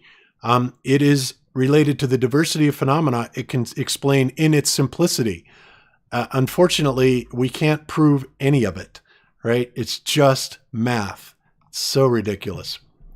And, first of all, if you go a little bit, go back to history, the first attempt, or one of the first attempts to measure the speed of light was made by the Galileo with the lantern, with an assistant in approximately 1 mile apart. They turn on and off a lantern, just trying to measure that. Then come Fizeau, or I don't know how pronounced in English. In 1849, they trying to measure the speed of light based on the rotation on the wheel, that the wheel has, like a gear and has dent, so the light pass through the space between dent, and they trying to, reflect in the mirror, and, some kind of Microsoft model experiment, but more basic. And then come Maxwell, and they propose the equation for the speed of light that never reach. They never can prove this 300,000 meters or kilometers per second. Mm-hmm. So the thing is, they are measure an electromagnetic wave, because first of all, if you start speaking about light, you need to define what is light and how it's propagate or is travel, because that simply word change the complete scenario in where you are. The second thing is, we don't never see light. The people believe that when you turn on a bulb or a light bulb, you see light, and that is light. And these guys talks about lightings in the sky, for made these proportions, but that is not light. Where we believe is light is just like the electrical charge on the particles or molecules in a gas. If you smash a simple light bulb, you don't have any more light, because you need a gas or you need a medium to manifestate the light, quote unquote. So when you see a lightning ball, it's like the charge in the atmosphere is like electrical charge, in the air, if you want to see in that way. If you don't have any kind of, medium, we back again to that thing. You need a medium to have light. If not, it's just a radiation. It's like, it's like talking about spirit. And that is all this mess about, no, it's a photon, no, it's a wave, no, the light speed, it's almost like that, but you need to prove in vacuum environment, and no, it's just, it's travel, but no, it's propagate, and, you're never gonna use that in real life. You're never going to space. You're never gonna test nothing about, space travel. So they can put any kind of thing they want, because it's like talking about heaven. What happened with Jesus? Why Jesus doesn't come back? What he's doing now? He's make paperwork. It doesn't matter what you propose, because you're never gonna be there. Yeah, that's exactly right. Oh, I thought Jaron said something. No, continue. No, because I think Jaron knows what Jesus is doing right now. No idea. No, but you're right. I mean, it's just talking about this idea of particles and everything that they've already convinced the world that these particles exist.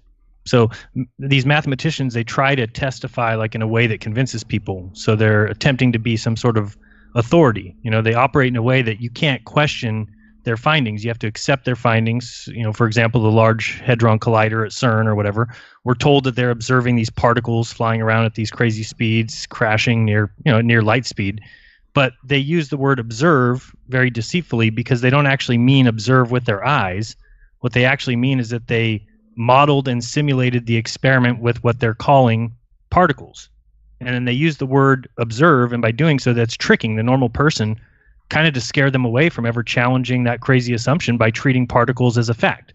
They're saying that the issue of whether or not what is observed is actually particles is non-negotiable. We're not talking about that. No one is allowed to question that foundational premise, or otherwise all of quantum mechanics becomes nothing but concepts and goes away. And believe me, they're never going to be drawn into that debate. As far as they're concerned, particles are all facts. They were all taught to repeat that in school and along their path to professorship or to be picked up by these other scientific institutions. You have to agree that particles have been proven. And so they need to convince the world that that's true. So they won that battle by default decades ago because no one challenged them on it. So it becomes part of their dogma that then becomes part of the foundation, and then it becomes fact. So, mathematicians are simply saying that the particle in question is the Higgs or whatever, the Higgs boson, and that it has such and such mass, and whether the calculation is correct or not, but not whether they actually observe particles or not. Their standard model is a done deal. You can't argue that. And that's what we're arguing. We're saying, no, let's go back to the beginning here. Everything that you're basing this on is conceptual, and you're not starting your explanations of these tests and experiments with, okay, well, all of this is based on the foundational belief that we can observe particles, that we can observe things smaller than atoms, that we can talk about what's inside atoms when you can't even dissect an atom. That to me is just crazy. Think about that no one's ever observed an atom. An atom is supposedly the smallest thing that can be dissected, yet they'll tell you what's inside the atom. So, Yeah, no, it's Go ahead. crazy, man. It's completely crazy. In fact, remember that Albert Einstein hated quantum mechanics because in quantum mechanics you have this kind of Spooky behavior action at a called distance. spooky action at a distance and instantaneously. So you don't need even the speed of light. It's just instantaneously. You are this quantum entanglement and this kind of thing that is beyond the speed of light, because it's like it's like a manifestation at a click. You don't have even distances. So the complete thing is that nothing of that is used in civilian instruments or in real life. You are just talking like in a religious institution, things Right. that never is going to be alter your life. No, and their standard model is a done deal. You have to either accept it all or you can be like us and dismiss it all, but you can't argue it because the mathematicians are not going to erase it and admit a failure in quantum mechanics. That'd be the worst thing ever for science.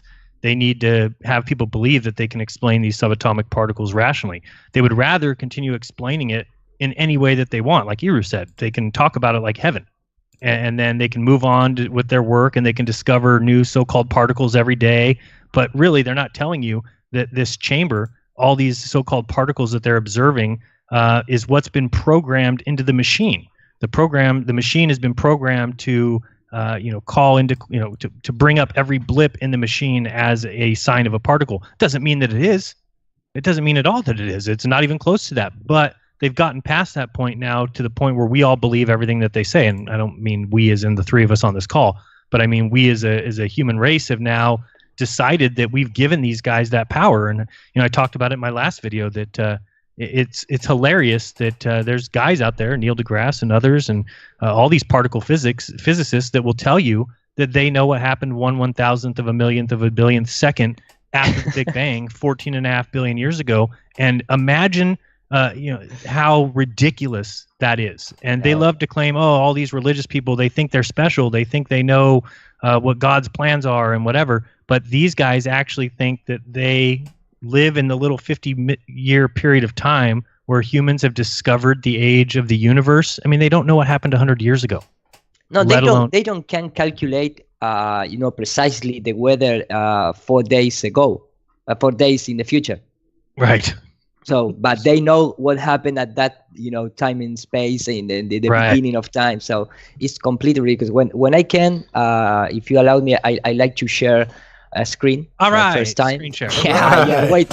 No, that is because we receive a super chat, not based on my screen share, but it's like the. Wait, how did we receive a super chat? Oh yeah, I just saw it. A really Masonic super chat. Yeah, Feynman saying himself that the A-bomb went off on the first try and military wouldn't allow viewing Ground Zero in the Manhattan Project cracked me open to not only SR being a fraud, special relativity, but nearly all else being a fraud. And thank you very much for the super chat, NYC bid. Okay. Bob, are we monetized again? Yes, I just got monetized just a few days ago. Believe it or not, I was absolutely blown away. I couldn't believe I reapplied a month ago and they I had no granted idea. it just a few days ago.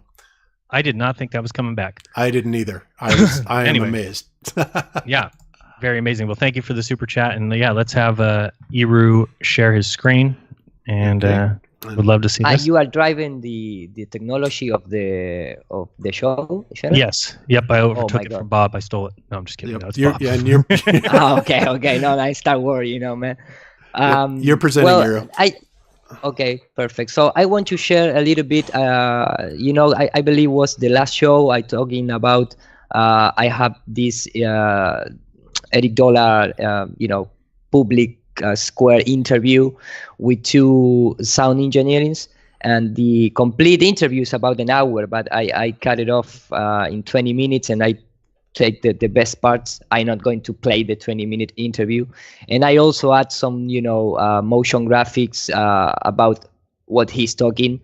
But the few I believe the next 2 or 3 minutes he's going to talk about the unit of measurements and the speed of light and the light being particle or not, and the ether. So I just want to share with the audience because I believe it's related with the topic that we are talking about, and I'm gonna publish this in my Null for Everyone, the complete one. So I believe this, is related to the topic. So if you allow me, I'm gonna play it. Absolutely, go for it. Okay. What would you say about what are the problems of modern day measurement, those techniques used by academia? Oh, you mean like the system of units and all that? Yeah. Oh, they're all screwed up. Okay. Yeah, they're all screwed up. The dimensions don't work out. Things that have no mass involved have the dimension of mass attached to them. Everything's multiplied by 1 over the velocity of light squared. And then for the fun of it, you either multiply or divide it by 4 pi. And then sometimes you have to divide it by 10, but other times you have to multiply it by 10 billion. And then, but sometimes the speed of light's not squared. And then might all be per units centimeter, and then it'll all be wrong, and none of it fits together, and you can't make any sense out of any of it at all. Okay. Yeah. So does It's everyone all wrong? Does everyone assume the speed of light is constant? They still assume that or not? Well, that's that's a given.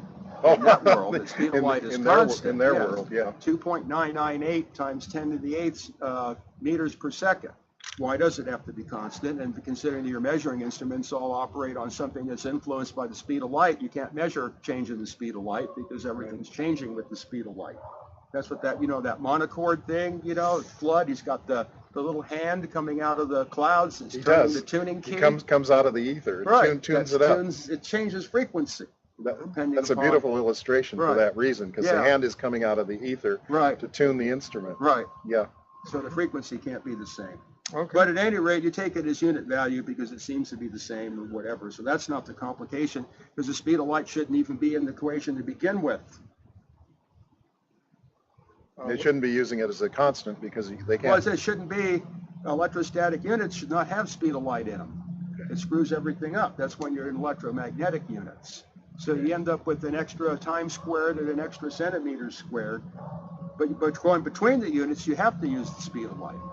But then the thing is, that's because of the way they approach it. If you don't keep dividing everything up into these little unit squares and unit cubes and unit lengths, then it's time. There is no velocity. It comes out to be time. And that could be any value depending upon the proportionality. So the speed of light at that point is not necessary anymore. Enter into the formula. And there's no reason to have mass involved in geometrical dimensions and charge and all these other things. The physicists have managed to jam all this stuff into all the dimensions, even though it has no place there. So if you have the inductance of a coil, that's strictly geometrical.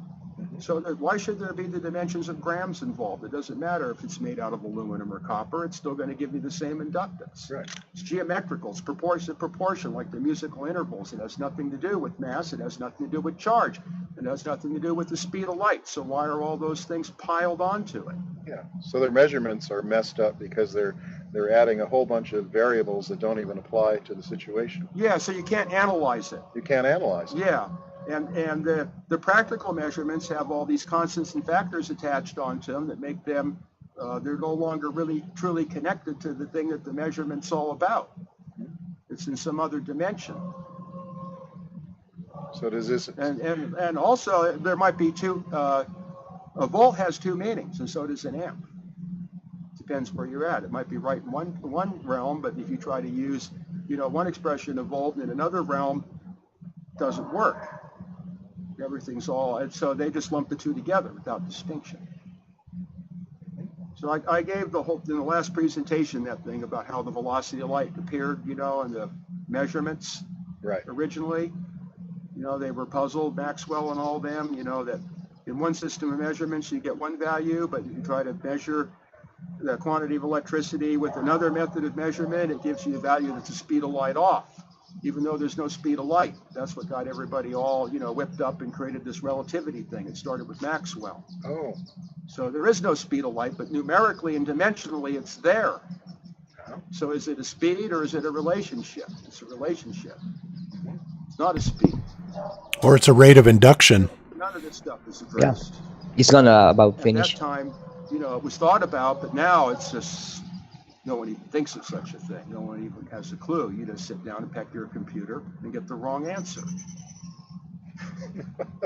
Close the breaker and get the big blue flash. So is any area of physics that you know of working with things that are accurate or not? I'm not a physicist. All I know is keep your quarks out of my condensers. That's a motto. That's a really good motto. Was there anything else, Robert? Is there a spiritual aspect to electricity or music? Yeah, but I can't define it right now. Yeah. That's how it came about. You don't talk much about your spiritual view of things, and do you have one? Have you formulated one? Well, I try to avoid those kind of things, but that's what all these books are about, so I have to use that terminology. Right. So I'm not quite prepared for that now, but I So will be when the time comes. Yeah. Would you say we live in an electrical universe? Well, that's definite. That's definite. So, I mean, it's pretty well understood in 19th century that, all of this matter is really just an aggregation of electrical forces, and there is nothing solid. It's all electrical. That was all well understood up until the Einsteinianism set in and said there is no electricity. Yeah. Basically, Einstein and his followers, in their own way, said there is no electricity. And physicists suppress any activity of electrical. They don't want nothing to do with electricity. They have their little electrons, steel ball bearings, and their little, material things, and that's it. That's as far as electricity goes. Unbelievable. So physics has nothing to offer whatsoever to electrical engineering. Whatsoever. It's useless. It cannot be applied. You're talking about J.J. Thomson? And then it's come a little bit of alchemist talking about the alchemist Mercury, and things like that. But it's really interesting, what he talks about, all this Einsteinian religion and, Yep. Yeah, I love Eric Dollard's work. And no, he's not a physicist. He is an electrical engineer. And that's his bailiwick. And he's really good at it. And for those of you that don't know the history, Eric was very, very prominent, and then he was hired on by, I believe it was Sonoma State College, and then financed by GE or somebody. Anyway, one of the major corporations to do studies of the sun. General Electric, yeah. Yeah, was it GE? Okay, yeah, to do studies of the sun. Yeah. And the information that he came away with essentially got him kicked right out of the scientific community.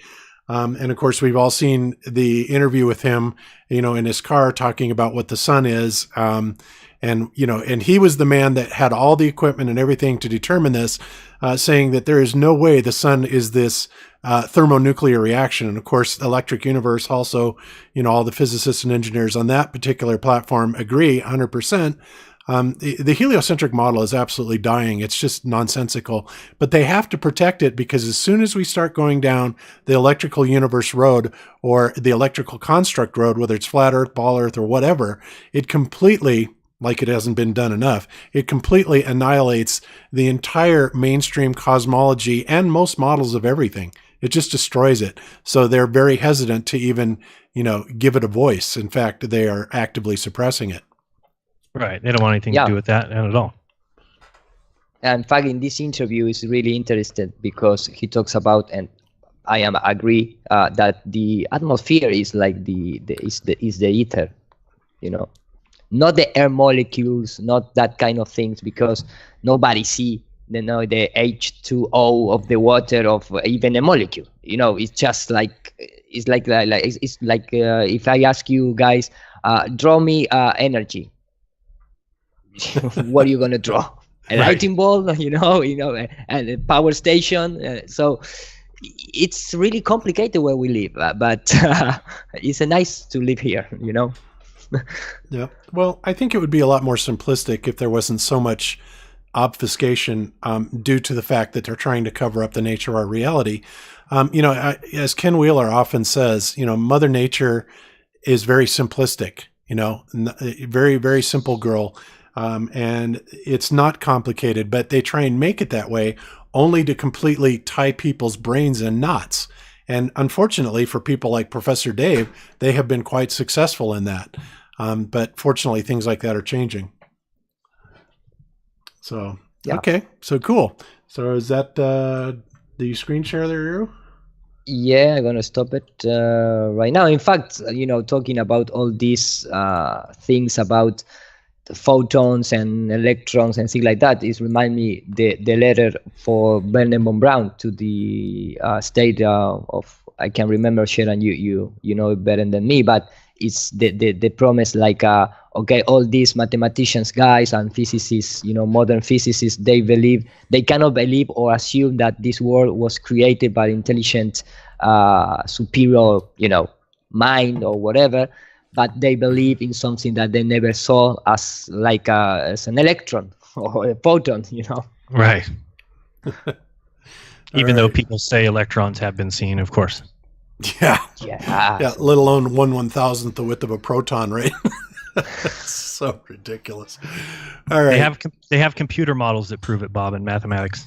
Well, that's all I need. And before they have blackboards and and chalk to draw and trying to your mind render those photons. Yep. All right. Okay. So let's. That was excellent, by the way. That was a great clip, Eru. I want to watch that again. That was really good.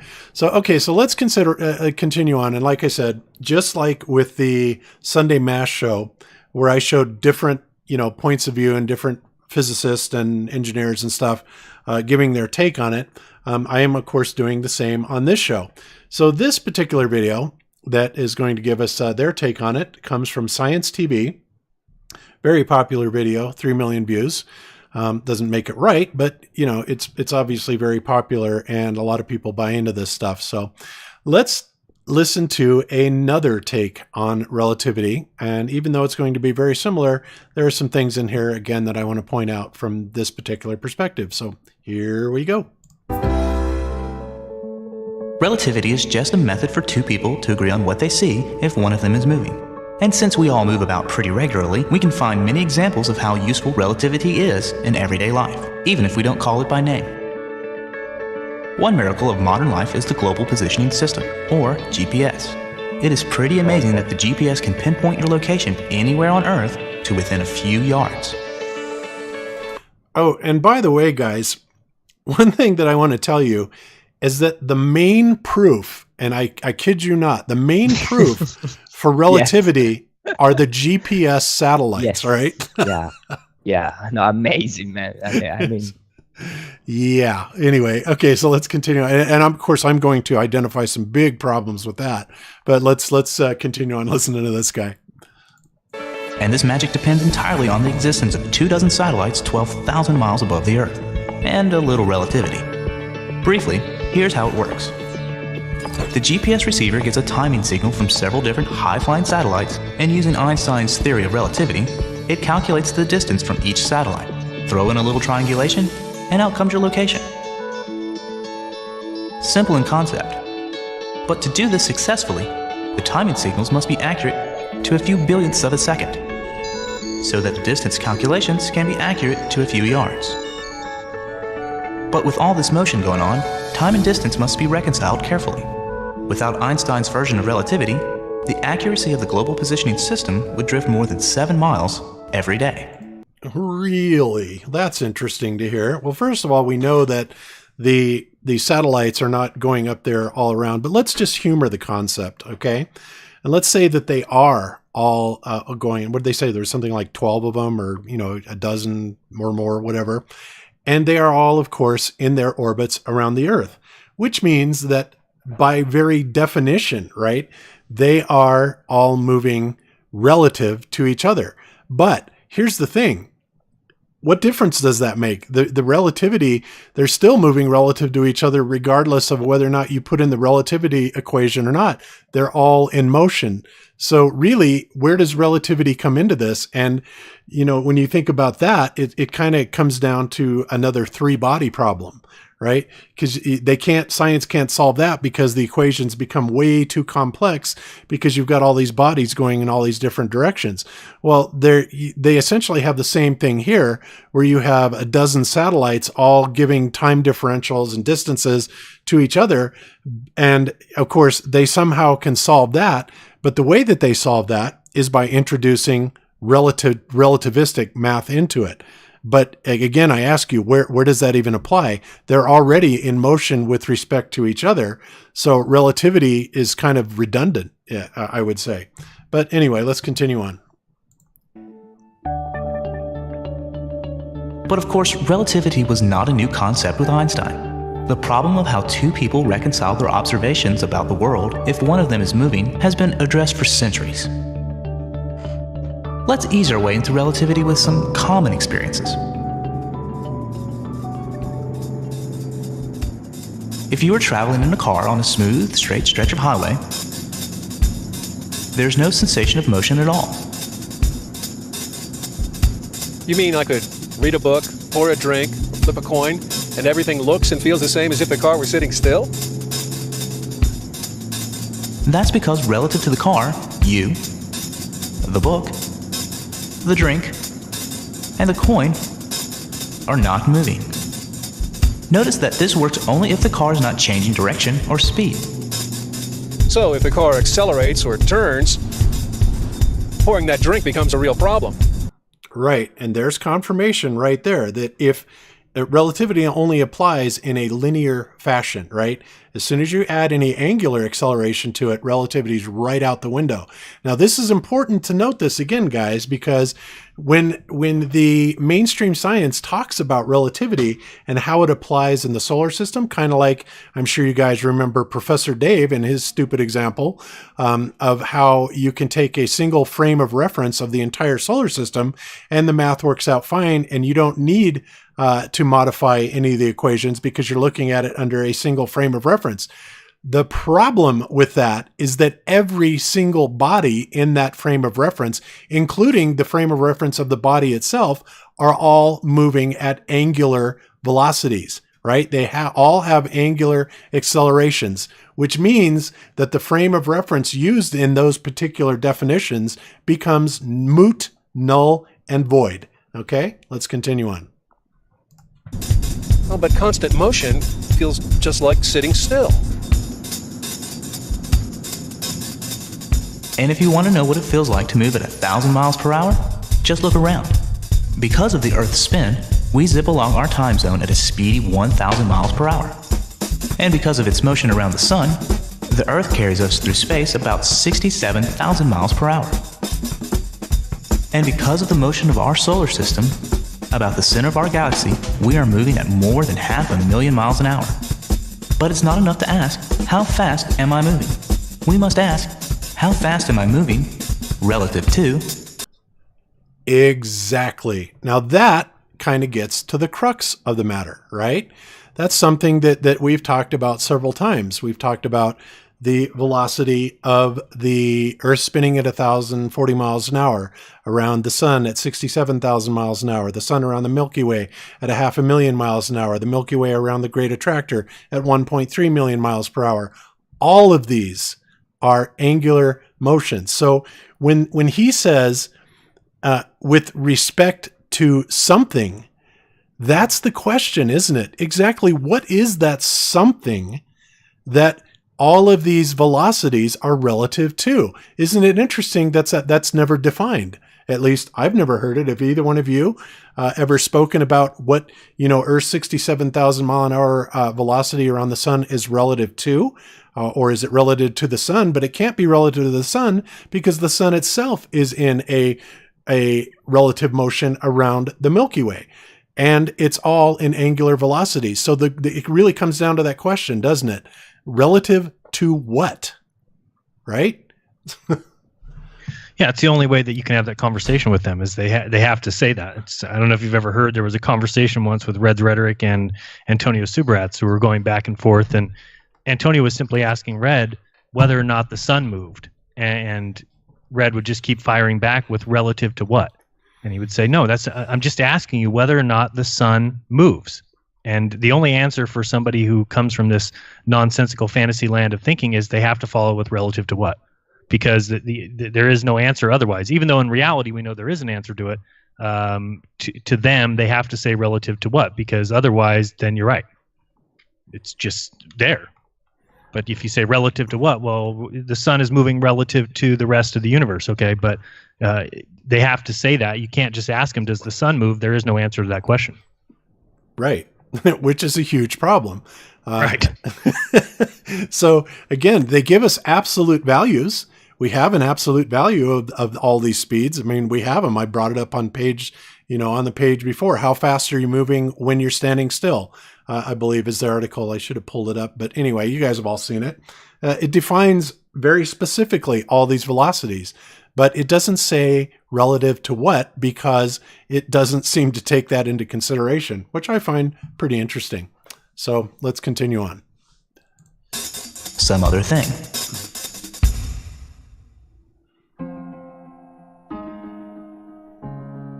Let's make up a simple rule that allows two observers to agree on how fast something is moving.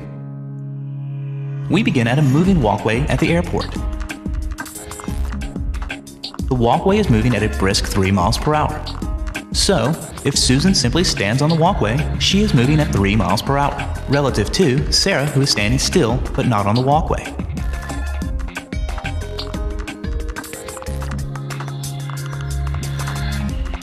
If Susan walks on the walkway at 3 miles per hour, she can accurately say she is walking at 3 miles per hour.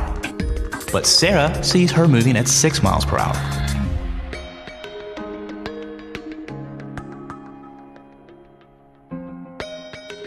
And if Susan walks against the walkway at 3 miles per hour, Susan can still say she's walking at 3 miles per hour.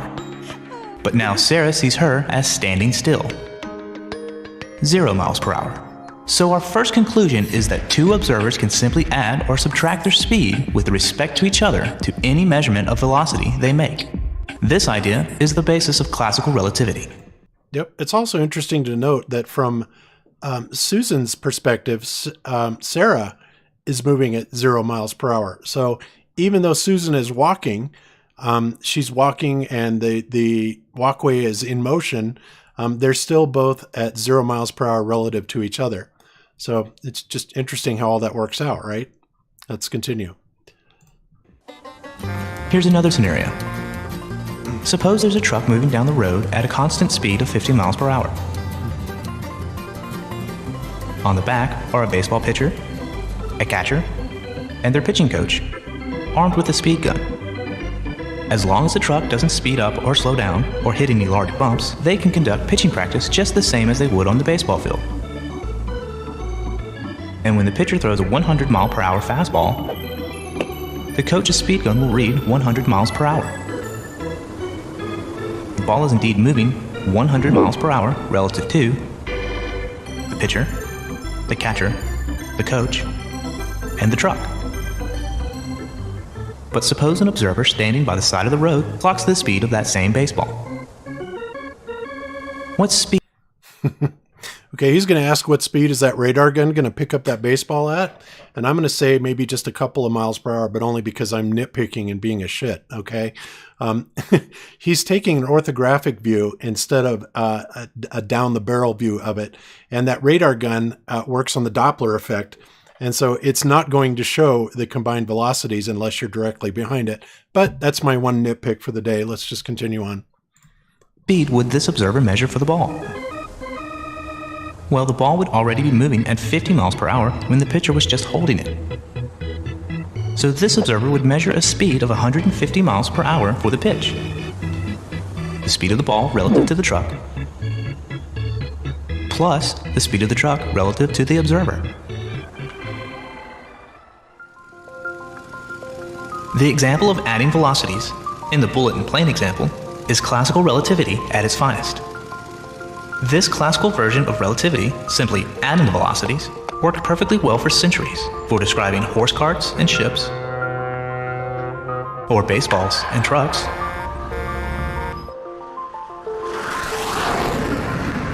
even airplanes, and rockets and bullets. But the relativity of classical physics is merely a very close approximation to reality. At very, very fast speeds, classical relativity breaks down. But this wouldn't be clear until scientists began flying Sopwith camels and examining the nature of the fastest known thing, light. Okay, now you gotta love the fact that he's still speaking about relativity and showing the solar system where everything is in angular motion, right? So again, the frame of reference now becomes null and void. And so any type of application of the theory of relativity using frames of reference, again, become null and void because everything is in angular motion in the solar system. And hey, John the Morgile just joined us. How you doing, John? Hello. Hey, guys. How y'all doing? What's up, John? Hi, John. Hey. All right. All right. I caught the tail end of that video you were just rolling. I didn't get to see the beginning of it, so I'm a little bit, I'm not 100% up to speed, but I think I get the gist of the, of the point that he was making. Yeah. Well, and it's very applicable to several things, but generally the basic point that I'm making here is they keep talking about relativity and how it applies to the universe, and frames of reference. And John, because you did a second part to your rebuttal to Professor Dave, right, in which he was making all kinds of silly assertions, like the frame of reference, like for the Coriolis, all that stuff. But my point here is that when you do that, the frame of reference is only valid and legitimate when it is applied to linear motion. As soon as you go curvilinear, everything's out the window, and relativity goes completely out the window, as does special relativity. So that's kind of where we were going with this, and I was kind of waiting. I was kind of hoping you would get here eventually so that we could talk about your response to Professor Dave and some of his questions. But we'll get back to that here shortly. I want to continue on with some of these, but and that'll get you up to speed also. So I'm going to go into the third video here, which is about 7 minutes, but we're playing it at 1 1/4, I believe. So yeah, it's going to be about 5 minutes, something like that. And so let's go over that. And this is kind of another reiteration and yet a slightly different point of view. And I will comment on that. So let's give this one a listen. And here we go. Want a simple guide to the theory of relativity? Great, you've come to the right place. Part 1, Classical Relativity. Let's start with some absolutes that we need to accept. 1. There is no such thing as absolute motion or absolute rest. Okay, so those are absolutes that we need to accept. To accept. Okay, I got it. I've accepted them now. Yeah, you need to accept that God is up in the sky. Okay, I've accepted it. Okay, Jeez. pay me. So yeah, you got to love it when they put these postulates. Well, you got to accept this, otherwise nothing works here, right? But anyway, I slowed it down a little bit because that was a little too fast. Let's continue on. Objects move relative to each other. For example, look at the truck with two kids playing catch. The truck is moving at a constant speed of 50 miles per hour, but as the kids are also moving with it at 50 miles per hour, they could easily think that they are standing still. When the children throw the ball at 10 miles per hour, they observe that the ball they have thrown is moving at 10 miles per hour. But their little brother, who is not on the truck and is standing still, has observed that the ball has moved at 60 miles per hour. He has added both the speed of the truck and the speed of the ball together. But is the little brother really standing still? No. The Earth is constantly in motion, the Sun is constantly in motion, and the galaxy is constantly in motion. Therefore, nothing is ever at absolute rest or absolute motion. Things just move relative to each other. Now, obviously, in the flat Earth model, that's absolutely not true. The Earth is at absolute rest, and the stars above and the sun and the moon are in absolute motion with respect to the stationary fixed Earth. Okay, so that's a big difference between the heliocentric and a geocentric or flat Earth model. Okay, I just want to make that clear. And also, you will notice that once again, when they use the example of the kids in the truck, they were talking about a linear direction, linear speed, linear direction, no curve, no acceleration to one side or the other, because we know what happens to relativity or frames of reference when you do that. It goes to hell. All right, let's continue on. This is classical relativity. Part 2. Special theory of relativity, time dilation. The second thing we need to accept is that the speed of light is the same for all observers. Okay, remember, we got to accept that, even though we have tons of evidence to the contrary, but we're going to accept it. You guys are going to love this. Here we go. So, let's imagine a beam of light being reflected between two mirrors. Let's replicate this setup so we have another beam of light being reflected between another set of mirrors, but this time, the mirrors are moving close to the speed of light. We can see in the moving set of mirrors that the beam of light is moving a greater distance. Now, let's put a couple of people into this scenario. Meet Alex. He sits inside the moving set of mirrors, and Bill sits inside the stationary set of mirrors.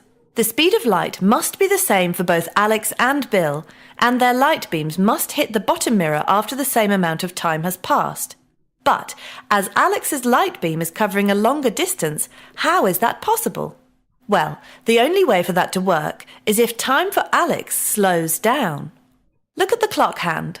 Notice how Alex's clock hand is moving much more slowly compared to Bill's. Time for Alex has slowed, which allows his light beam to travel a greater distance. Look at it this way. Speed equals distance divided by time. As Alex's distance is more, the value of his time must be more. Or rather, Alex's 1 minute actually turns out to be longer than Bill's 1 minute when you compare the two. Time has slowed down for Alex. This is called time dilation. And again, how did it slow down and why is it dilating? But anyway, we've covered that. But yeah. And when I see this kind of motion graphic, I really miss our Uncle Walter, making all this brainwash propaganda. At least they have more nice graphics. I'm talking about the Uncle Walter Disney, right? Because these guys are terrible, making this motion graphic. Sorry for my comment. Keep going. That's good, though. Okay, let's continue on. But remember, we can obviously change time, but the speed of light can't do that. This is quite a hard concept to grasp because it seems to go against what we experience on a practical level. But to understand the theory of relativity, you must stop thinking of time as a fixed unit for everyone. Time is relative. Confused? Don't worry if you don't grasp all of this immediately. Remember, it was the most brilliant scientist of the 20th century who put forward this theory, so feel free to rewatch this part of the video as many times as you need. Part 3. Special theory of relativity. Brainwashing. Length contraction. In the previous section, we spoke about how the speed of light remains the same for Alex and Bill because while the distance Alex's light beam travels is more, his time has dilated. However, distance and time don't increase by the exact same amount. In fact, time doesn't actually dilate enough to account for the speed to remain the same for both boys. Now, this is where it gets really freaking weird, guys. Talk about pulling stuff out of your rear end. This is great. Here we go. Something else happens. Length contraction. When objects are moving close to the speed of light, not only does time slow down, but the object itself contracts. This is called length contraction. So in this scenario, Alex and his mirrors are actually smaller than we thought, and therefore the distance the light beam has to travel is actually smaller than we thought also.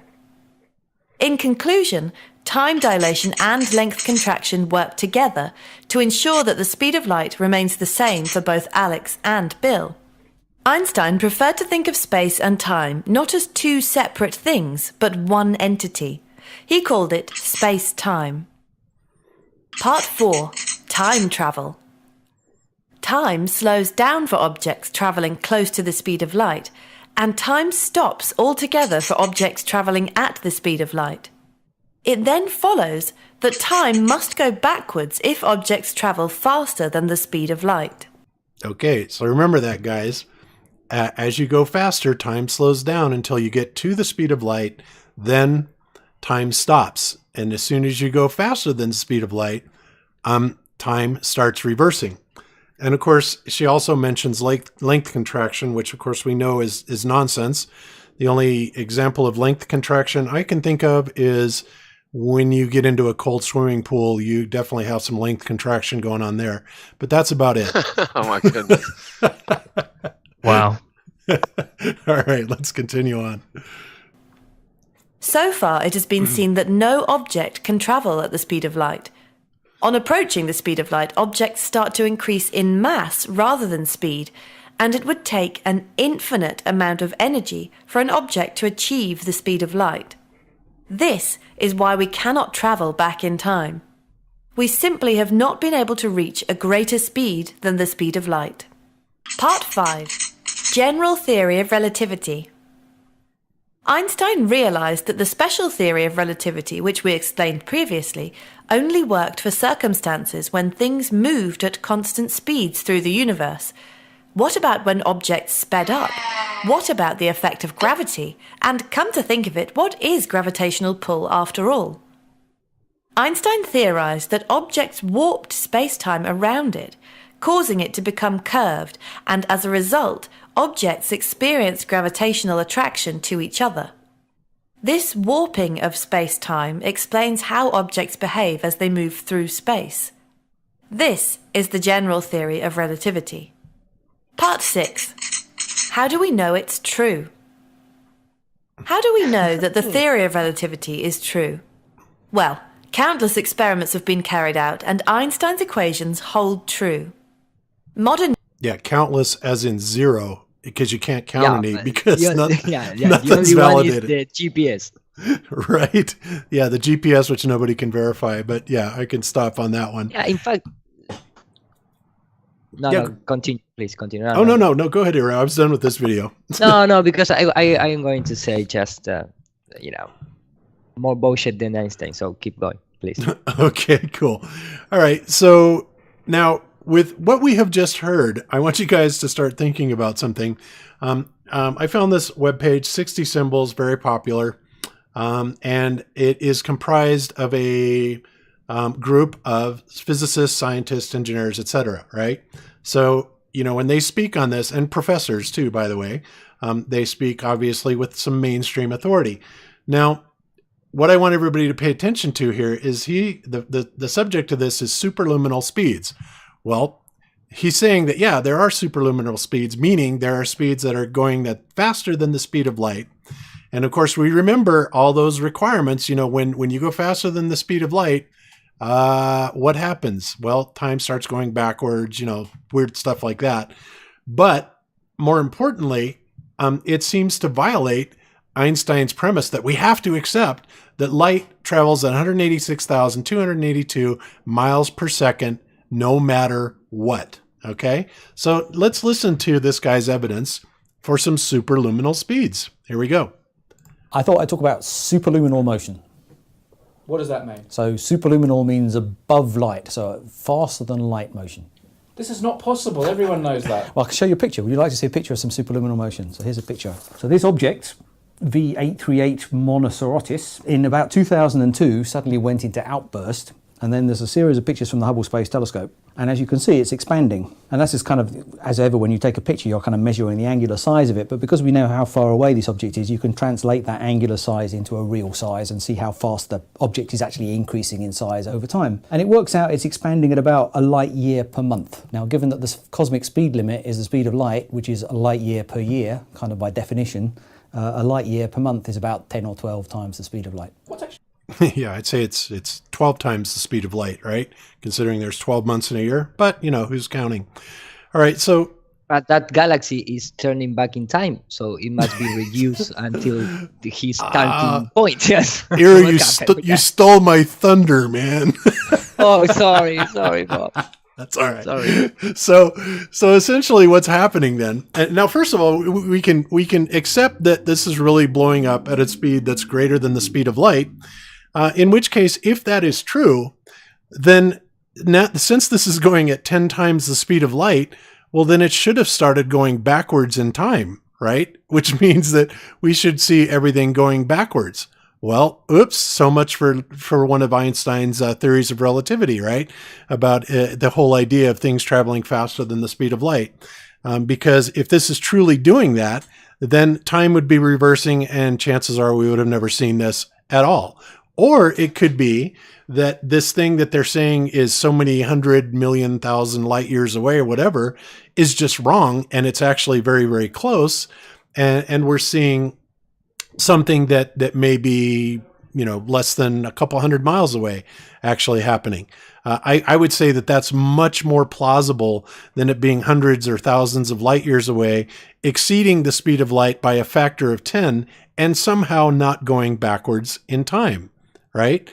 So right off the bat, we have completely, lost the plot on Einstein, right?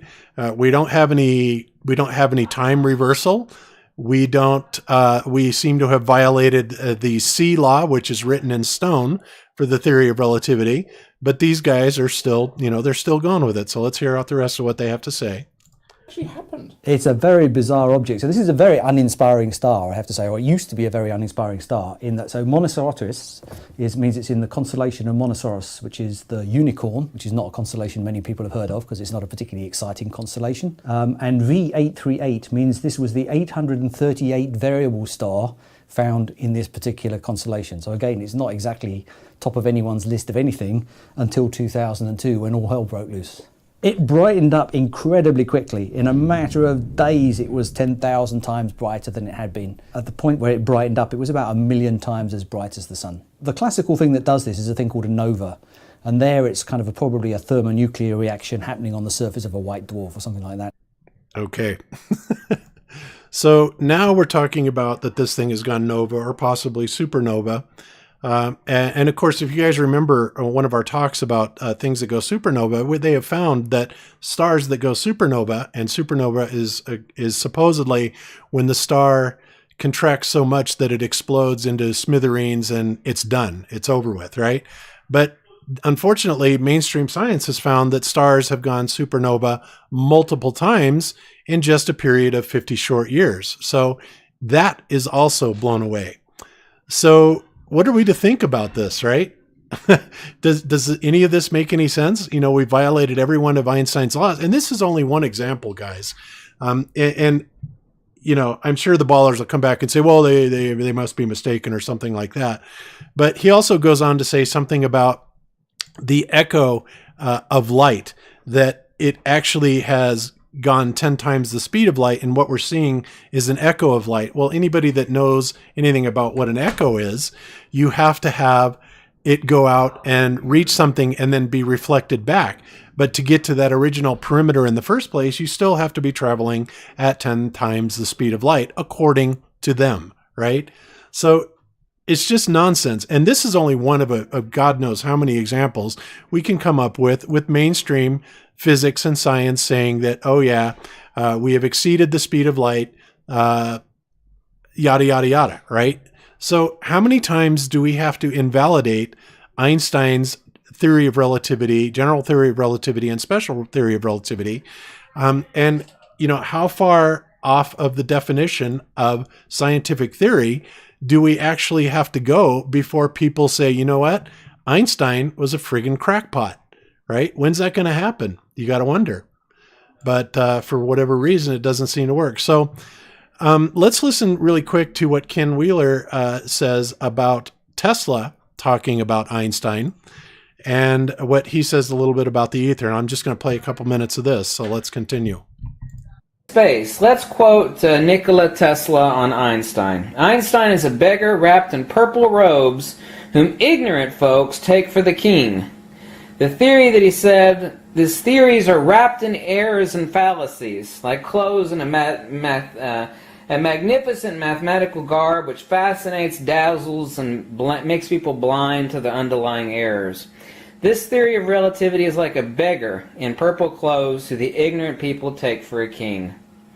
To say that in the presence of large bodies, space becomes curved is equivalent to stating that something can act upon nothing. Since action and reaction are coexistence, it follows that the supposed curvature of space a la Einstein is absolutely impossible.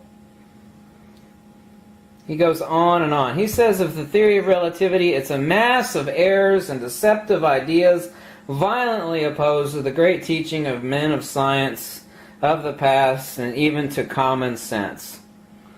Too bad, Sir Isaac, this is a poem that Tesla wrote. Too bad, Sir Isaac Newton, they dimmed your renown and turned your great science upside down. Now a long-haired crank, Einstein by name, put your high teachings to blame. He says that matter and force are transmutable, and wrong are the laws that you taught. I am much too ignorant, my son, for grasping at such crazy schemes so finely spun. My conclusions differ from Einstein's to the extent that they disprove Einstein's theory. My explanations of natural phenomena are not so involved as his. They are simpler, and when I'm ready to make a full announcement, it will be seen that I have proven my conclusions. Okay, so there you have it. Even Tesla, who arguably was probably the smartest man in the world, or certainly one of them, gives his thoughts on Einstein and what a nut job he was, right? Einstein was nothing more than a mainstream prop to promote a false theory of physics and everything else to facilitate the deception of the entire world. And that's basically where it is. And this is why mainstream science today, even though Einstein has been disproven on so many occasions, it gets ridiculous. That's why he's still held up today. And why they keep saying stupid stuff like, oh, they keep proving Einstein over and over and over again. He keeps, really? How? How is he being proven? The answer is not forthcoming because Einstein was an idiot and everything he said was essentially wrong. Okay? You're talking about a guy who patented more than 300 inventions. You are comparing with Einstein, which doesn't have any one patent. So that is, I think he patented like a refrigerator or something like that. Yeah, couple things. I see a dress like a suit, and that is for real. But I mean, Nikola Tesla talked about another thing, which is like if the science is not to get better, the humanity is a probation of science. And, all this relativity thing is based on nonsense and not in reality, and it doesn't contribute for nothing to the human quality of life. Yeah, absolutely true. So, yeah, Einstein did nothing. He was nothing. He's promoted, and even to his credit, even before he died, he said that he didn't even believe in his own theories, right? So you can't get much more from the horse's mouth than that, right?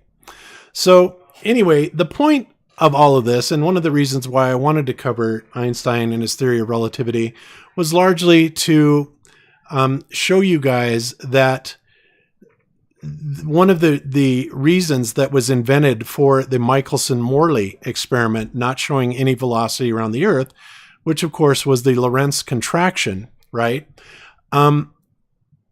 this was offered up as an explanation because science could not be saying that, wow, we are at the center of the universe and we're not in motion. That simply was not an acceptable paradigm for them to have. And Jaron, of course, has done a video on this with all the quotes and all that good stuff. So what this takes us back to is, again, when we're talking about frames of reference, Einstein, after the Lorentz contraction was proposed and was basically highly ridiculed by everybody, as it should have been, this is what caused Einstein to basically come forward with the theory of relativity and special theory of relativity.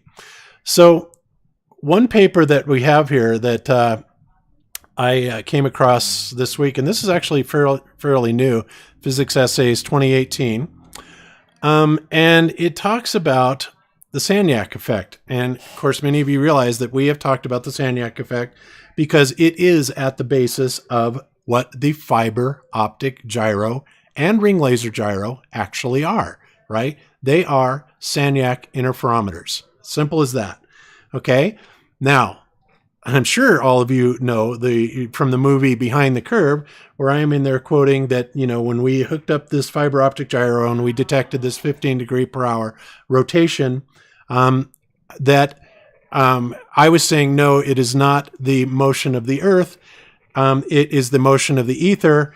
And I said at the time that the reason that we know that it is the motion of the ether and not the Earth that's doing this goes back to, first of all, the Michelson-Gale experiment, which detected this rotating ether, just like what we detected with the fiber optic gyro. But then you have the Sagnac effect. All right. Now, the Sagnac effect basically is saying that when you fire two light beams around in a circle and then you rotate that apparatus, or the fiber optic gyro in this case, then on one side of the light beam going around the circle in one direction, it has less of a distance to travel because you have already facilitated part of that rotation. And conversely, on the opposite side of the rotation, you have a little bit longer period, a longer distance for that light to go. And so when it returns back to the home base, so to speak, and develops the interference pattern, there will be a phase shift. Okay. So this is all fine and dandy, right? Now, when the Michelson-Gale experiment was run, then they had to do Airy's failure because they honestly at that time didn't really know, well, which one is it? Is it the Earth moving or is it the stars moving? Well, we had Airy's failure, which proved conclusively in a very simple optical experiment that it was indeed the sky that was moving, right? So then we have the Michelson-Morley experiment, which was designed to work in a linear type of phase differential. In other words, what they were trying to do was detect the motion of the Earth around the sun, which would be a far more linear type of path, even though it is ultimately curvilinear. But for the quote unquote frame of reference that they were using it for, right, it was a linear path. Okay, so what's going on then is that when they use this exact same interferometry technology, exactly the same as what was going on with Sagnac in the Michelson-Morley experiment, they came back with a null result. Oh my goodness, it's not working in a linear fashion. Well, that, of course, is when Einstein came up with the theory of relativity, and also they had the Lorentz contraction, which we have just, found out is complete nonsense. So in this paper, they're talking about this, and it says, it is often claimed that the circular Sagnac effect does not contradict special relativity theory because it is considered an accelerated motion, while special relativity theory applies only to uniform, non-accelerated or linear motion. Okay. It is further claimed that the Sagnac effect manifests in a circular motion should be treated in the framework of general relativity theory. Well, you can't, because it is a circular motion, so you have no frames of reference. We counter these arguments by underscoring the fact that the dynamics of rectilinear and circular types of motion are completely equivalent, and that equivalence holds true for the both non-accelerated and accelerated motion. With respect to the Sagnac effect, this equivalence means that a uniform constant, v. We support this conclusion by convincing experimental findings indicating an identical Sagnac effect to the one found in circular motion exists in rectilinear uniform motion. What does that mean? It means that they're simply doing a phase comparison exactly like the ring laser gyro and the fiber optic gyro is using, right, to determine this highly precise instrument, the fiber optic gyro, to determine direction, pitch, yaw, roll axes. Okay, so by doing this, except applying it in a linear fashion, we find that it works exactly the same way, right? And so the bottom line is that the Globers will want to embrace and accept the idea that the fiber optic gyro and the ring laser gyros are detecting rotation, but they want to reject the fact that Michelson-Morley did not detect any linear motion. And in fact, what we're seeing here is proof that it works precisely the same way. So you cannot disregard the Michelson-Morley experiment and accept the Sagnac experiment, because they are both working in precisely the same way, and special relativity has no application here, period. Neither does Lorentz contraction. Of course, we've just seen why, because the whole assumption of Lorentz contraction is complete nonsense, right? None of it makes any sense. It's chock full of assumptions and, fabricated axioms that people must accept, right? We must accept it because it's a scientific theory, even though we have violated every tenet of what a scientific theory is. So this is why I say that it is because of the reason that mainstream did not come out and claim that the Michelson-Gale experiment proved rotation of the Earth. The reason they didn't do that, and they certainly could have, is because they knew full well the implications of what the Michelson-Morley experiment actually meant, and that's why they tried to focus in on the Michelson-Morley experiment and invalidate it by saying that, oh, well, yeah, the phase differential effect may work and the Sagnac effect in a circular motion, but it can't work in a linear motion, which is absolutely 100% false. Okay? So now we have yet another scientific paper, that claims error in Michelson and Morley experiment dated February 16th, 2019. And get this, let's jump to the conclusion here. Here we go. So I'm going to read this really quick. Rotation symmetry in the Michelson-Morley experiment incidentally allows many physicists to mistakenly believe that the speed of light is invariant in all inertial reference frames. Well, we just covered that. We know that's nonsense. The speed of light is absolutely variant, right? But they want you to believe that it's invariant. The speed of light is constant in every direction, but only in the rest frame of the light emitter. Upon reflection by a moving mirror, light will travel at a different speed with a different frequency. The mirror will either accelerate or slow down the light. The speed of light depends on the reference frame.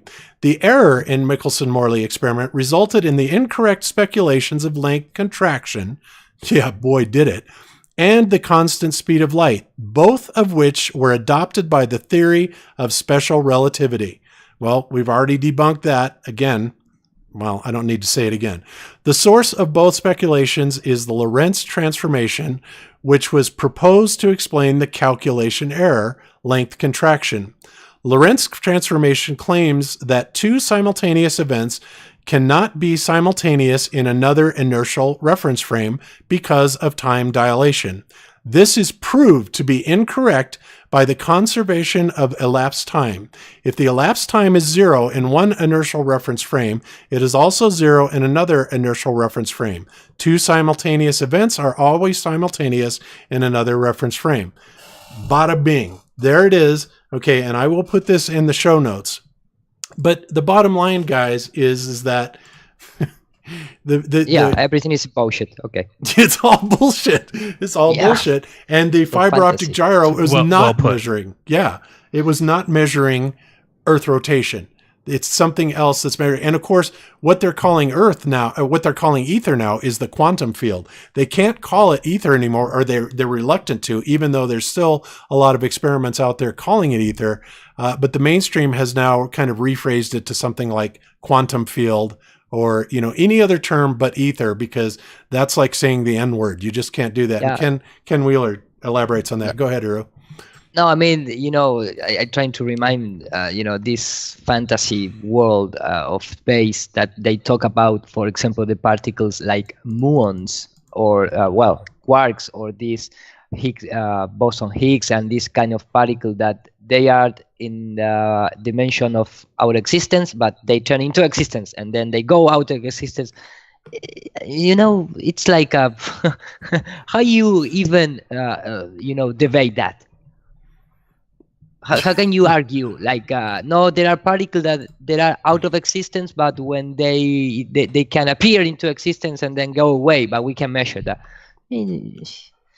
Yeah, it's really difficult to argue with that. We are losing time, invested our time in research things like the electrical fields and free energy, and come back again to Tesla trying to debate this kind of nonsense. And they are using Tesla for themselves, for their companies, for the real world, for the real life. Yeah, you're absolutely right. And it is. It's all a distraction. It's all a waste of time.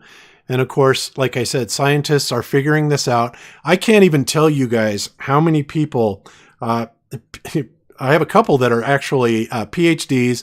One guy in particular is a PhD candidate. He has his master's. He's a professor of electrical engineering. He's in the community. I can't say his name. He doesn't want to be recognized or anything like that. But he is one of many, many people that are coming forward saying this whole thing is BS. And in fact, this very same person was one of the guys, this PhD candidate for electrical engineering, was one of the guys that gave us a suggestion in how we can use this fiber optic gyro to provide conclusive proof of ether rotation and not Earth rotation. And it's a brilliant suggestion, and that's exactly why the fiber optic gyro is now sitting here in my office here in Colorado, because we're going to be doing some really killer experiments up at 14,000 foot peaks, and then down at the lowest points of Colorado at around 3,500 feet or something like that. Colorado is the perfect place to do these tests. So that's, kind of what all this led up to. Is that we are getting so much proof now that is saying that the Sagnac effect and Michelson-Morley is absolutely, they're both legitimate. They both work exactly the same way. You cannot accept one and discount the other. When one is showing rotation, and we have acknowledged that from day one, but nobody wants to acknowledge the failed Michelson-Morley results that do not detect any forward velocity around the sun, or any other velocity for that matter. So it's done, stick a fork in it, and we're just going to keep beating the hell out of this until people finally get it through their head. But the proof is pouring in, and it's overwhelming. And that's all I have to say about that. Any comments, guys? I comment a lot today, so... like never before. No, I hope my English is understandable. But I mean, about what I'm talking a few seconds ago. I mean, for example, if you go to the Japanese train, it's based on gravity, or it's based on magnet and levitation with magnets and with electricity and electrodynamics and magnetic dynamics. That is what I want to say before. I mean, we are losing time. We real people, we pay our education in the universities, which was made by Jesuit, to trying to be indoctrinated with this. Nobody of these guys in internet have their hands on things. They are just like priests talking. They never play the instrument. They never go outside and make experiments on trying to get better solutions to humanity.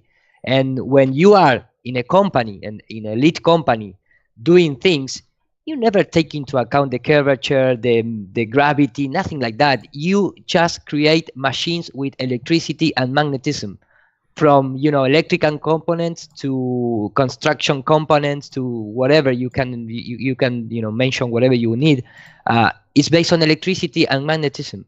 You're never going to take into account nothing about this nonsense space fantasy. So we are making circles, trying to debunk ourselves or debunk others, or trying to understand how Elon Musk is going to take us to Mars, and that is never going to happen. The history showed that. And we are, just losing time and leave the elite to, play with real science, and then they sell us to us and we need to buy it. So that is, I don't know if I can express myself, but that is my idea around all these things. Yep. Well, beautifully said. And I agree with you completely. So excellent. Yeah, and I was just going to comment on a couple of things. Towards the beginning, when I popped in the end of that video that I caught, one of the points that they were making had to do with the, throwing the ball back and forth in the rear of a moving truck. And basically their point was that there is no such thing as absolute rest or absolute motion. And, this is a point that really bugs me because, the thing with throwing the ball back and forth, okay, and I've done this before. If you're on a moving train, and I guess I'm probably beating a dead horse with this one, but if you take a running jump towards the rear of a moving train, you're going to go much further relative to the train and everything on it compared to running and jumping towards the front of the train. Think about, like, if you're in the back of a pickup truck and you take a running jump off of the back of it while it's moving. Well, the pickup truck is going to separate in space from you much more quickly and much further during that hang time while you're in the air, compared to if you're running and jumping towards the front of it. And so, like, anybody can do this sort of a test to prove this to themselves. Yeah, just take a train ride. I did it. Yeah. Completely agree. Completely agree. Yeah, it's crazy because this is one of these rules of physics that we must accept, that there's no difference between like your frame of reference, as long as you're on the moving train or on the moving vehicle prior to taking this running jump, that you're always going to be fixed to the frame of reference with that vehicle. And I must absolutely disagree with this, and not because I don't like the idea or anything, but because I've tested this myself, and I know for a fact that the only time that like a moving body that you're within behaves as a fixed frame of reference is as long as you are fastened to it, right? Now, when you take this even further to like the whole spinning ball thing and going around curved orbital trajectories, then you add a whole nother layer of acceleration, angular acceleration. But I really disagree with this whole law of physics or rule that we must accept, that everybody just seems to accept blindly on the in the physics community. But if you just do simple tests that anybody can do, this is easily debunked.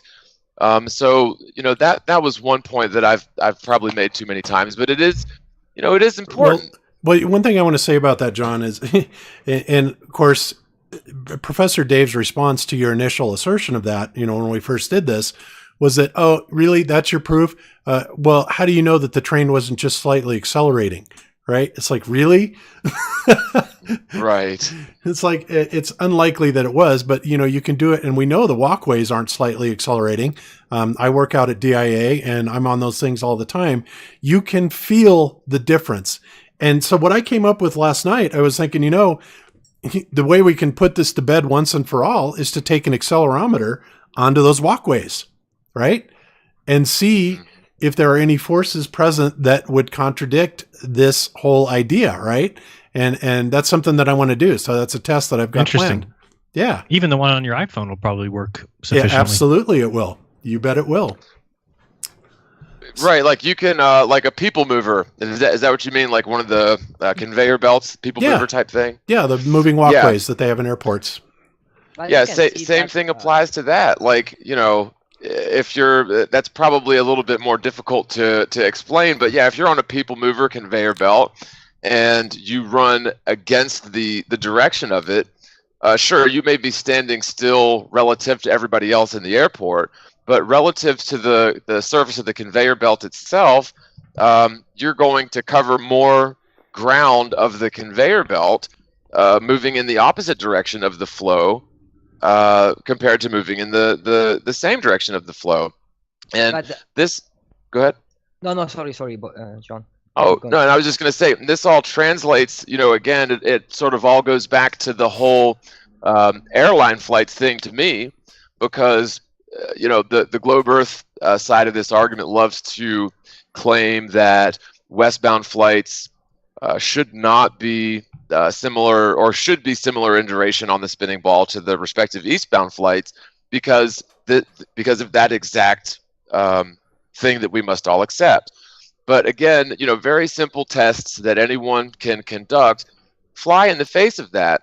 And so, you'd think that this would be something that we could all, on both sides of this argument, come to agreement on.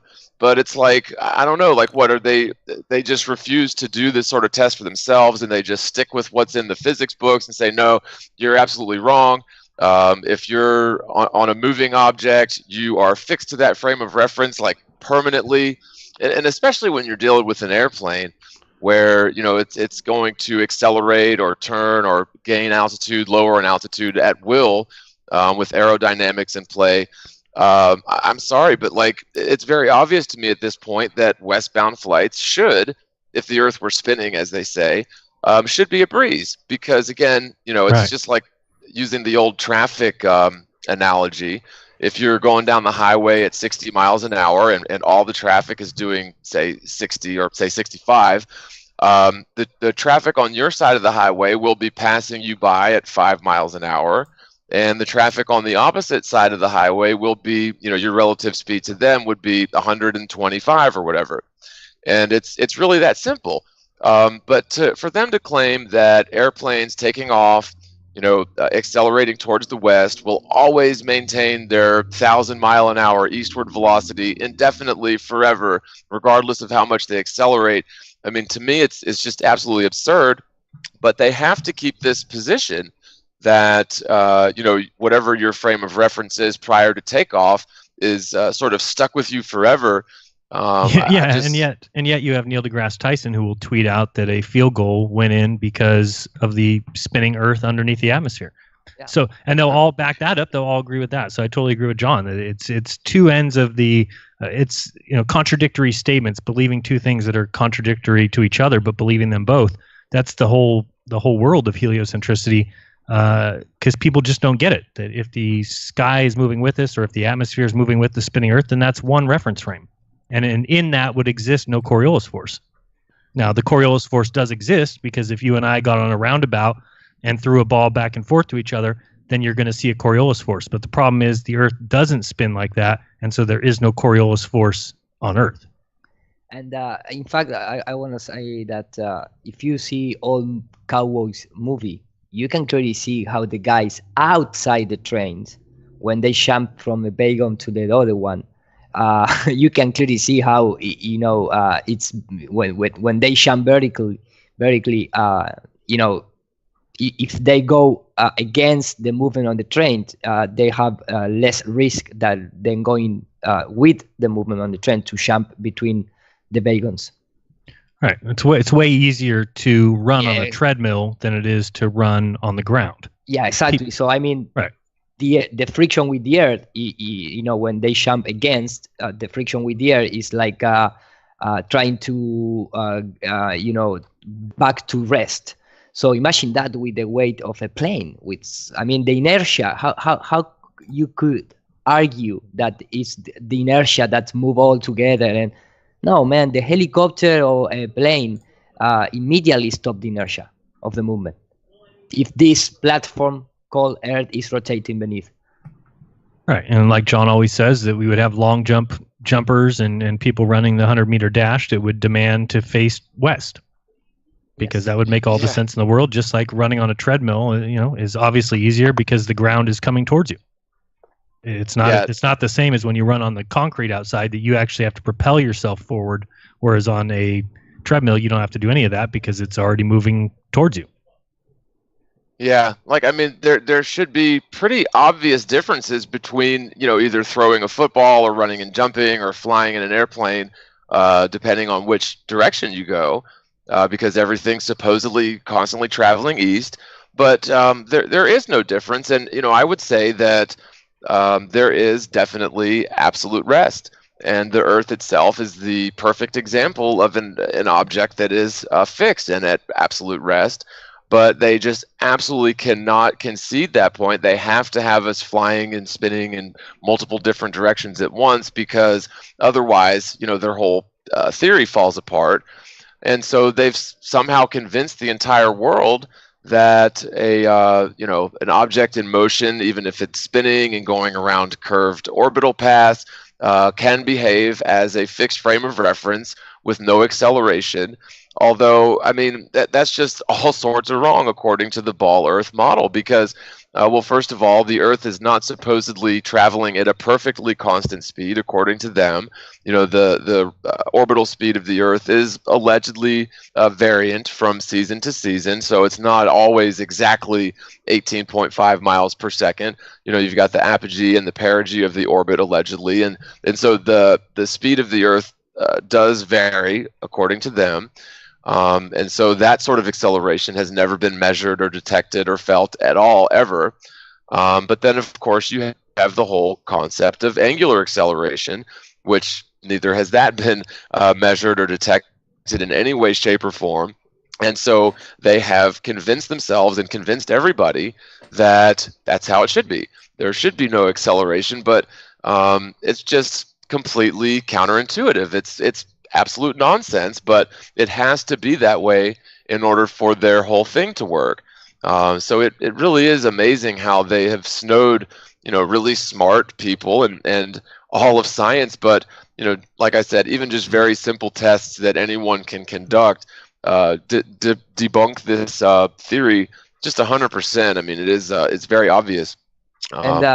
And you must be remembered that there is a better word than convince, because they are not convince us, they educate us. So they don't have to convince, because when you need to convince someone, you need to, in Spanish, convince has a terminology. It's like defeat someone. So for defeat someone, you need to fight, and it's going to take time and effort and energy and blah, blah, blah, blah. But if you educate the people, you don't need to convince, you don't need to fight, you don't need to lose energy. You just put the software that you want into the minds of the people, so you don't need even to convince anyone.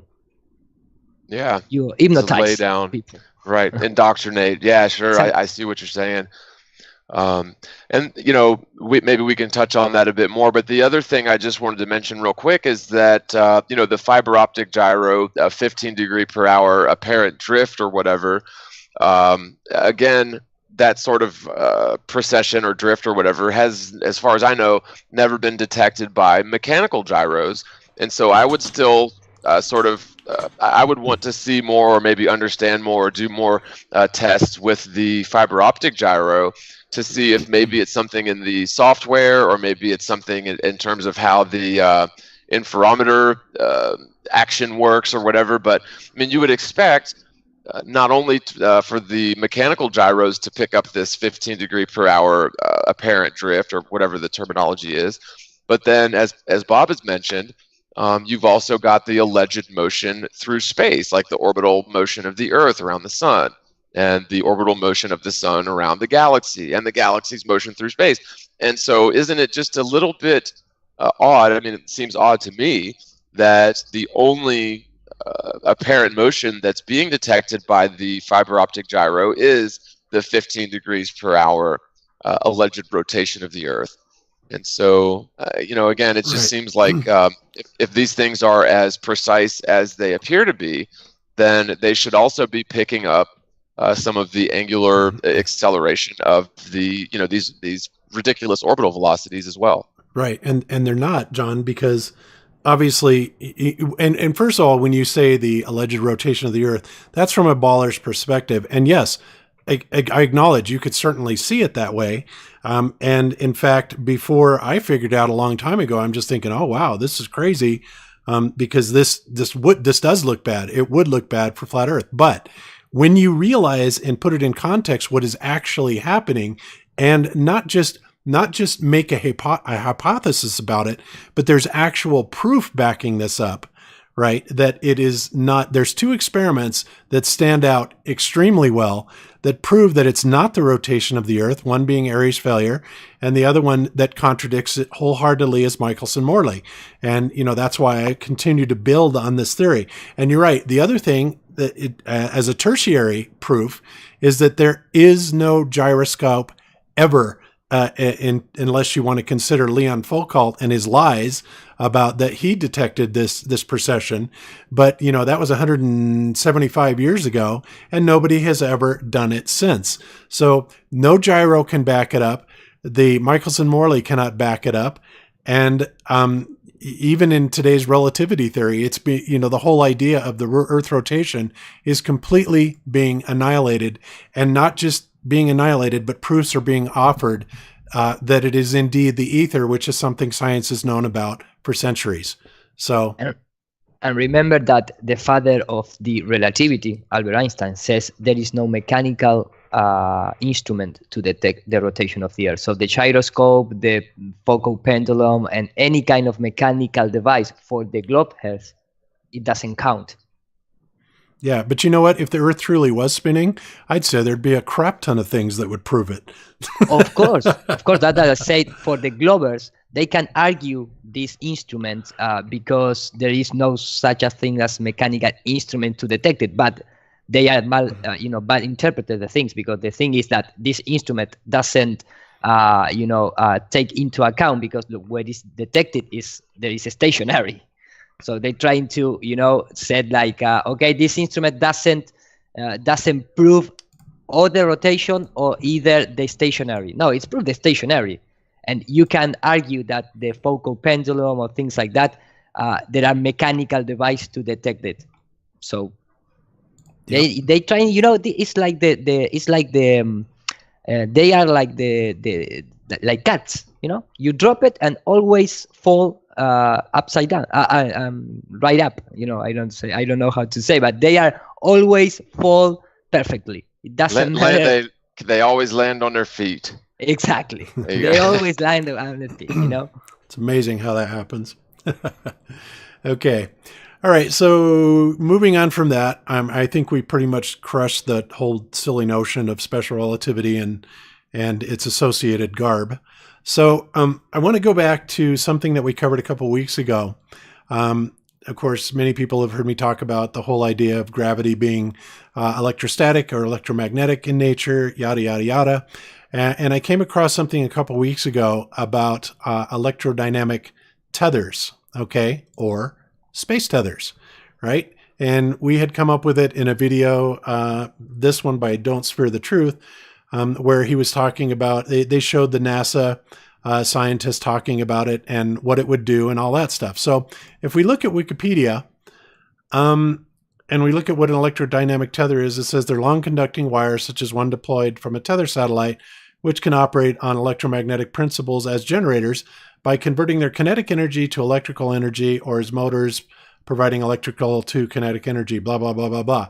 So to summarize basically what this means is they're saying that they can use the potential difference, the electrostatic or electrical difference of potential as applied to this long tether, right?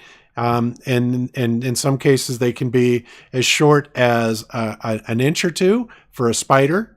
As you know, we've showed the spiders that use this type of propulsion method, or they can be several hundred feet or even miles long. And the idea is that you can cause the satellites or balloons in this particular instance to be pulled down or drawn up.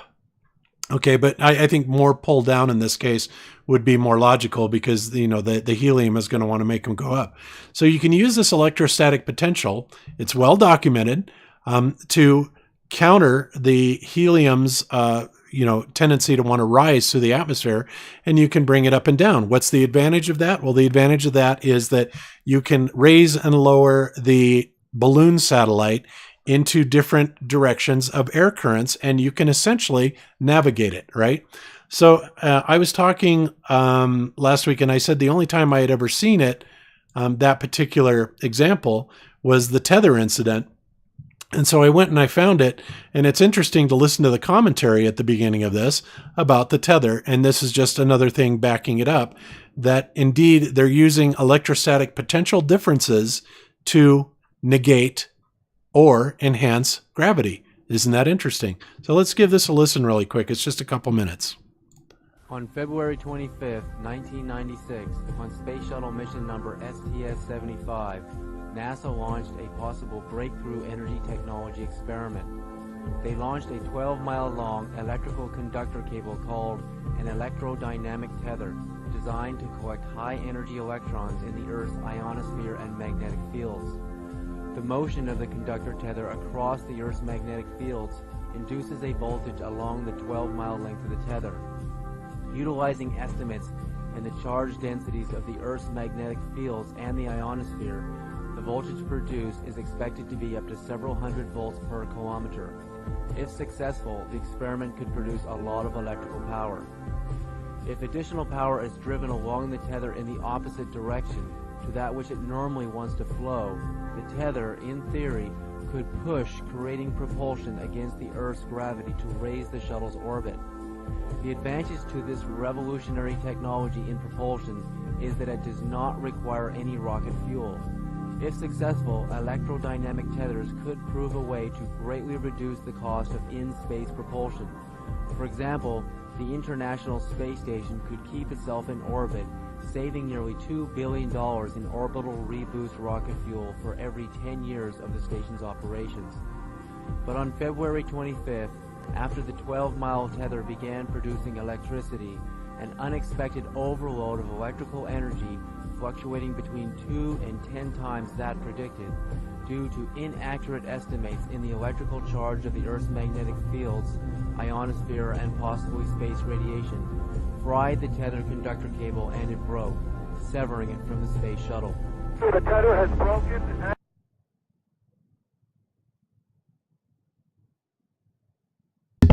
I'm sorry, I had my mic off. Okay, so first of all, as it is no surprise about this, NASA underestimated. Gee, they were surprised again. They're always being surprised. They estimated several hundred volts would be what the tether generated, and then they find out that it was easily 10 times that.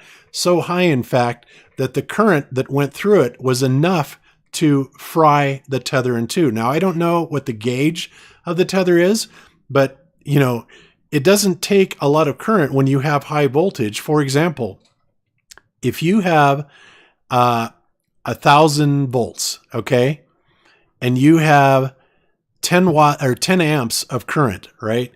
Then you have 10,000 watts or 10 kilowatts of power. Okay, that's a lot of power. So, and a lot of you will see, you've seen fuses in your car. You've seen a 20 amp fuse.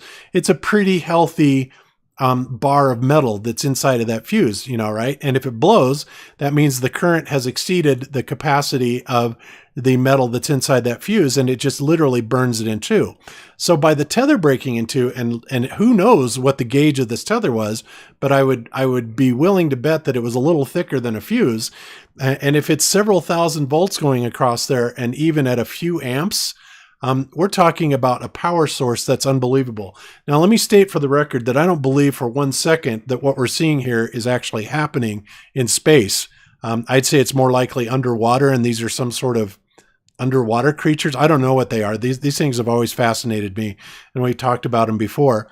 But if this thing is truly, what was it, 10 miles or 10 kilometers or whatever it was that he said, if we're actually seeing that 10, 15 kilometers, that means the scale of these things, whatever they are enormous, right? So I don't know what's going on. I don't believe for 1 second that any of this actually happened in space. But what I do think is that the tethering capability and the power generation from it is absolutely real. And I think that when you get higher and higher up into the atmosphere, you are able to harness more and more power, as opposed to the people that are doing it here on the ground.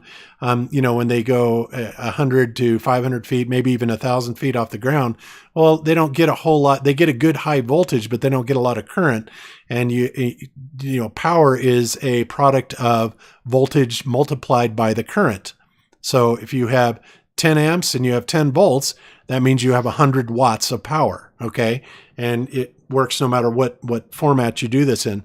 So what I'm saying is this is just another proof that I think NASA has known for a long time how to raise and lower these balloons and navigate them. And they are not just willy-nilly at the will of the winds, so to speak. So that's just what I wanted to do. And as far as the rest of this, you guys' guess is as good as mine. I have no freaking clue what's going on with these things. They're UFOs, unidentified fake objects. Yeah. No, one of the most closely are like a bokeh effects, when the tiny particle is out of focus and it's expand. But the rest is just, who knows? Maybe it could be. It's remind me. You know what? It's remind me. Can I share my screen one more time? You bet. Okay, just let me just prepare the Skype and let me open the. Sorry, I don't. That's all right.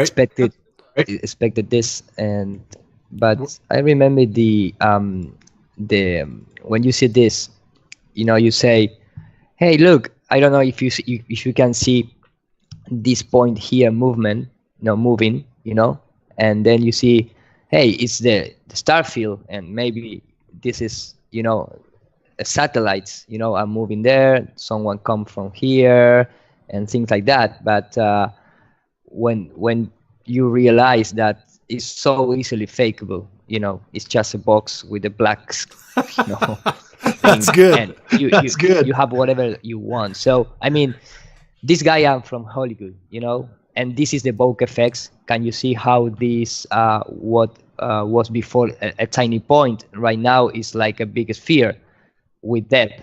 But that is because it's out of focus. So you have a camera with a fixed focus. You're gonna see like where it's in focus. It's gonna be like a tiny point. But in this context, just a tiny of centimeters away, you're gonna have a huge out of focus. So, and the movement is going to multiply, and you don't have any kind of reference to compare. So they can do whatever they wanted. And something that really caught my attention with this is one of my last videos that I made with in Spanish, and I planning to do it in English, but it's something related with the ISS and all this bubble and space, because and I have 5 minutes to explain myself. You take all the time you need. Take all the time you need. Okay. No, I don't want to make really long. But for example, right now, if you put ISS UFOs or OVNI, whatever, immediately you're gonna see bubbles. It's no doubt about it. In fact, one of the most ISS. Let me just type OVNIs maybe. You're gonna see one of the most biggest channels in terms of UFOs exploration. It's this. It has like 2 million subscribers, and it's called how it's this one, for example. It's not. This is not the original channel. Okay, it's called Secular 10, something like that. It's a really one of the most biggest UFO channel out there. Yeah, Security Team 10. Security Team 10. Yeah, Security Team Right. 10. That's right. So they analyze and they make all this conclusion based on there must be UFO, but why? It's because what this guy P2 Brain is the name of the channel that talks about the movement of the particle, changing direction, be in the turbulence field. So all these guys assume immediately that it must be something like an UFO, because you see an object changing direction, appear from nothing and then change in direction. And so the conclusion is a maneuver. So someone must be inside there maneuvering this object, because they are not flat earthers, so they are not in the round of studying this with more realistic perspective and saying, no man, that is just a debris. It don't even need to be a bubble. It could be just a water in debris in the water. It's not like all these points are bubbles, because for example this is, but you can clearly see change in speed and change direction. So they assume that must be some kind of intelligent being maneuvering this, or this must be some kind of motor or something must be happening, because if you are in space you cannot have change in direction, and accelerating and deaccelerating things. That is impossible in the heliocentric model. So that is the first thing. Now the second thing is, when you compare for example, I have this submarine underwater comparison, and for example, and I showed this before, but when you compare with underwater drills for oil and things like that, you can clearly see, first of all, why we have in official NASA video of ISS, we have volumetric light. For you having this kind of volumetric lighting, you must have a medium again. But because if not, the light is not going to slow down to create volumetrics. You're not going to have this kind of distance square, So, but when you start to compare with underwater, and this is just a regular underwater cameras, you have the same kind of behavior. You can see this kind of tiny debris. There are dirt. Simply as that. It could be whatever. It's not bubbles. It's just debris. It's just dirt. It's this kind of thing. But you have the same kind of behavior, the same kind of lighting setup, the movement of the equipment, the lighting. Everything is the same as it is underwater. And the last thing that I want to compare is this official STS outside. Let me just and I trying to make the most quickly I can. Is inside here, I believe. Bubbles, because the normalized situation is like there is not bubble, there are ammonium. And they made like a documentary talking about like this kind of, there is a leak of ammonium. What is happening? It's not you are underwater, and this is a time lapse, of course, right? There is no, you are not underwater, nothing like that. This is completely garbage. You can see the composition of the Earth with now. This is a time lapse, but I talk about not hundreds of hours, but really hours passing by, and that cloud never moves, never change, nothing. It's just like a like a static atmosphere, mapping on the 3D sphere. But they're trying to normalize this kind of behavior. And there is a documentary based on this supposedly mission. I'm not going to play because we can have some troubles in copyright. But this mission is ammonia leak, 2013, blah, blah, blah, blah, blah. And they make all these argument about, I need to go outside and repair this and blah, blah, blah. And of course, all the parts that involve showing that leak is a recreation. It's not a real thing. The only thing that they show in that documentary is this, is this part. is this part. Supposedly, this part is a real, part of this leak in space. Supposedly, this tiny white thing is like a part of the equipment of the ISS, and this is what they show. They show in multiple directions, but all going is in a straight line. And okay, perfect. It's going in a straight line. Supposedly, that is how it must be happening. So when you start to compare underwater particles, you're gonna have the same situation. The only thing that you need is just turn off the lights or paint in black the wall, and it's done. You have this outer space environment. But when you apply, for example, to these particles, I'm gonna apply an echo effect, which is just a standard effect to multiply time and space, something that nobody can do in real life, but you can do it in software, So you have these effects like when you draw or when you make cartoons, you need to, like this kind of see what is the frame before. So you can see this is the same particle that you replicate in time. So you're gonna see, you can predict the movement. So we are going to see right now, this is almost a straight line, but they show two clips. So when you go to the second clip, you're going to see a little tiny particle that doesn't have a straight path. So for me, that is just a tiny red flag, because this tiny particle is going to have like a curvilinear movement. Wow. And you're going to see right now.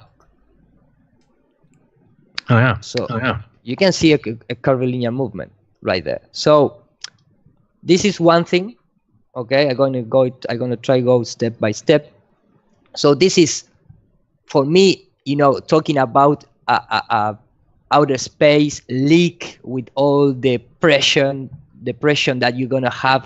This vacuum of a space, making in that short path, a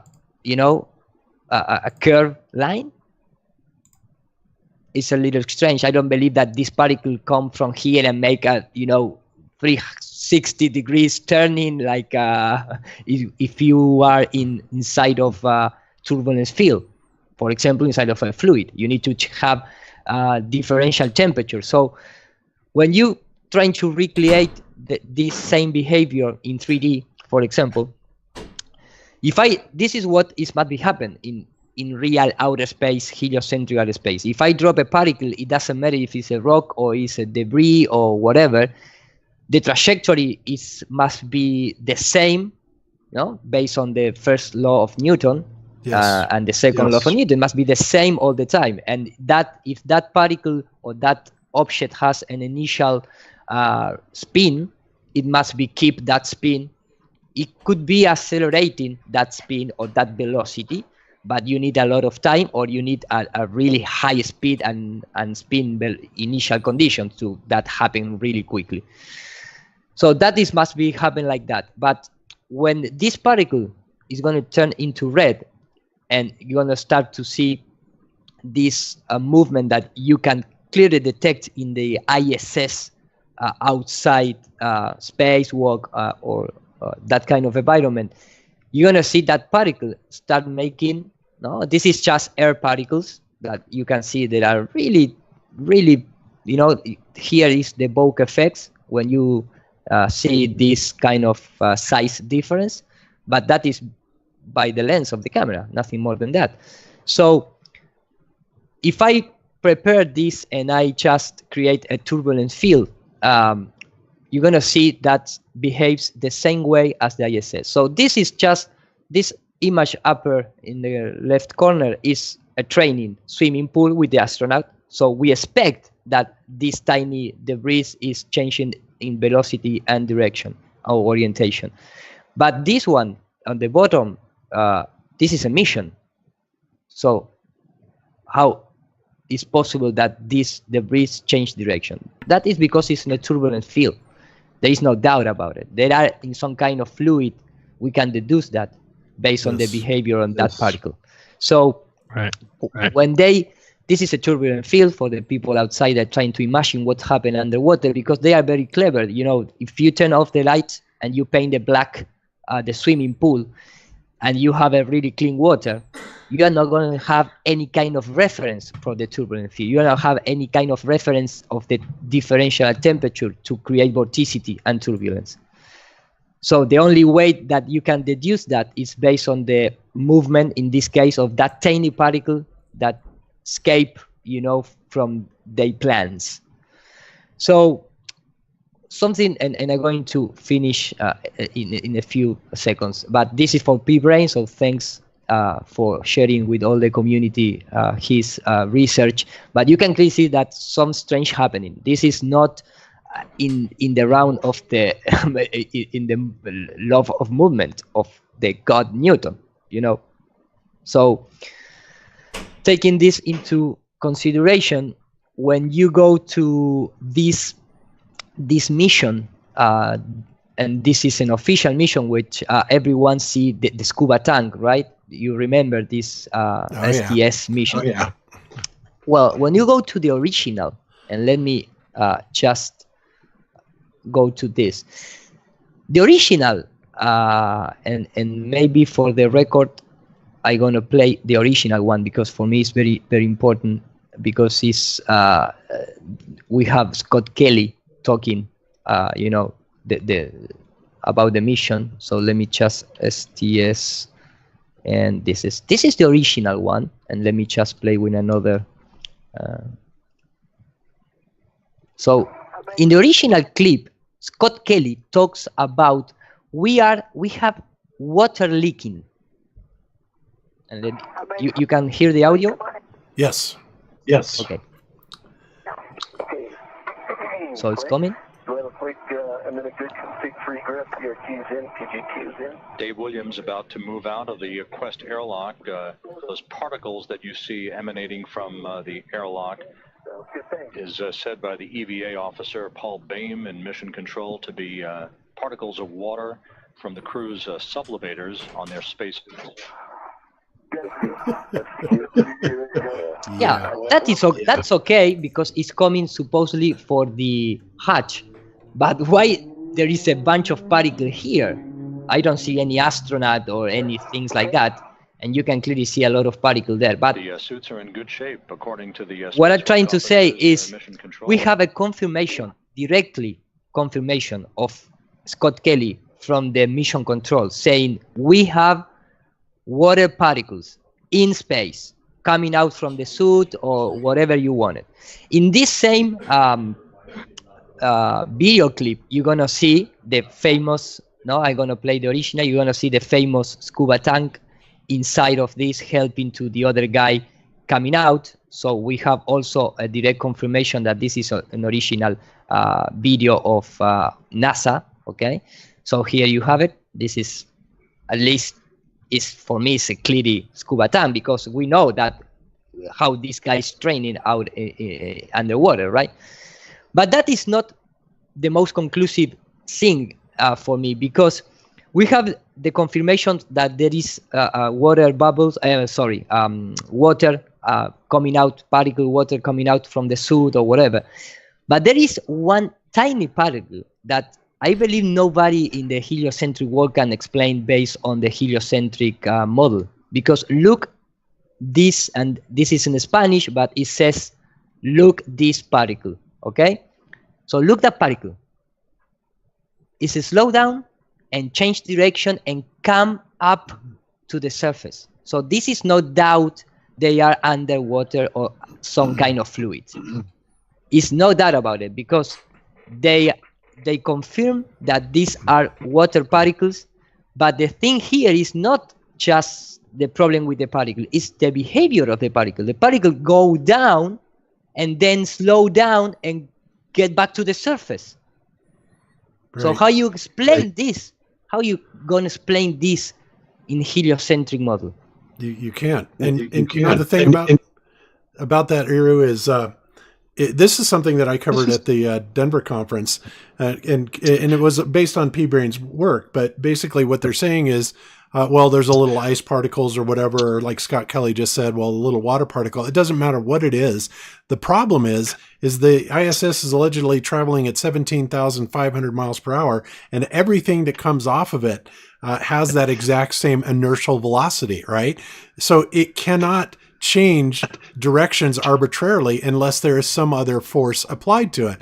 Well, it can't be any atmospheric force because there's supposedly not enough air in space, and even if there was, it would not be conducive to causing it to change directions up and down, left and right like that.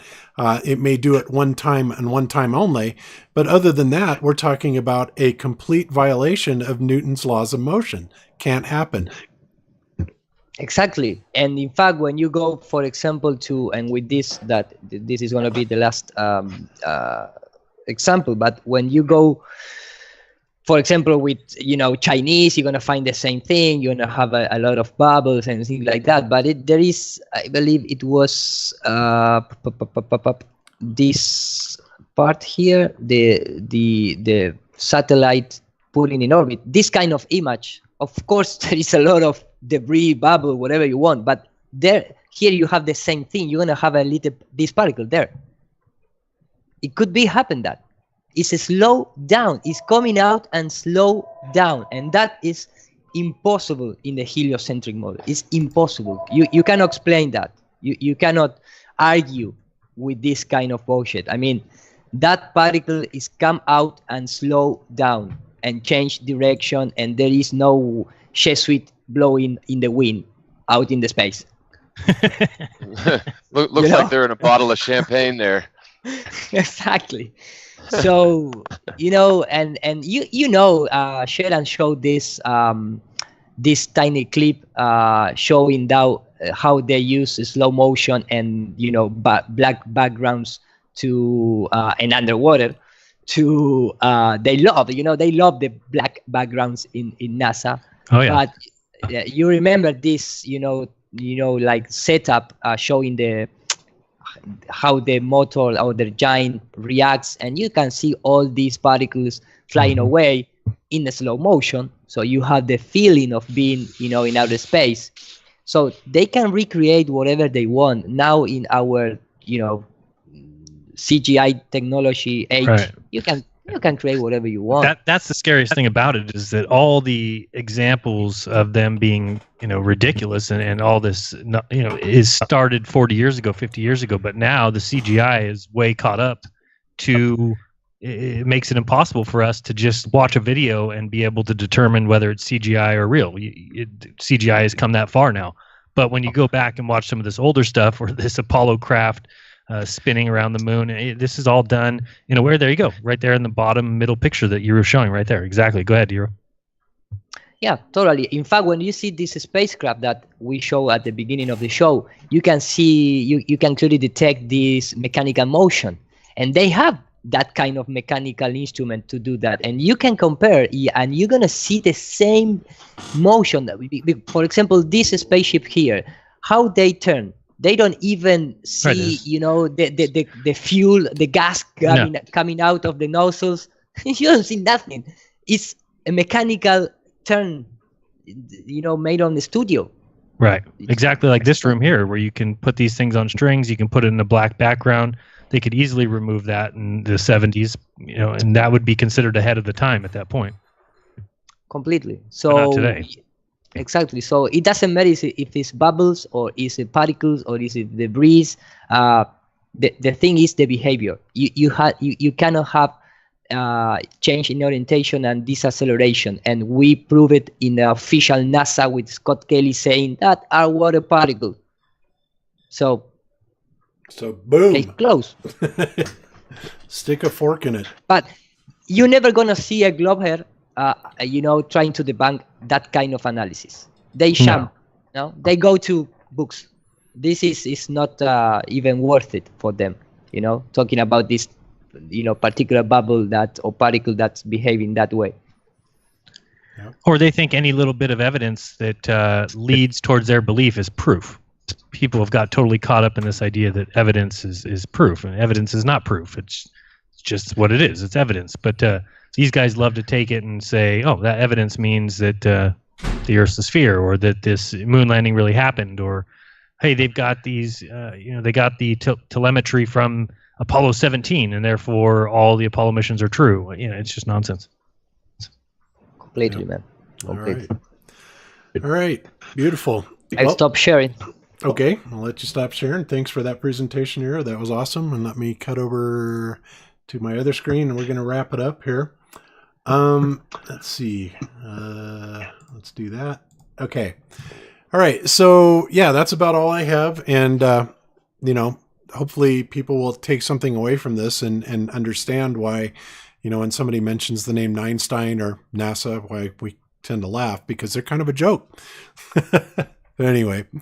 All right. So, we're going to call it a show, guys. I'm going to go around one more time and, let everybody have a final say. And then we will call it a show and till next week. So since, John, you got here late, we'll let you talk about whatever you're doing this week first.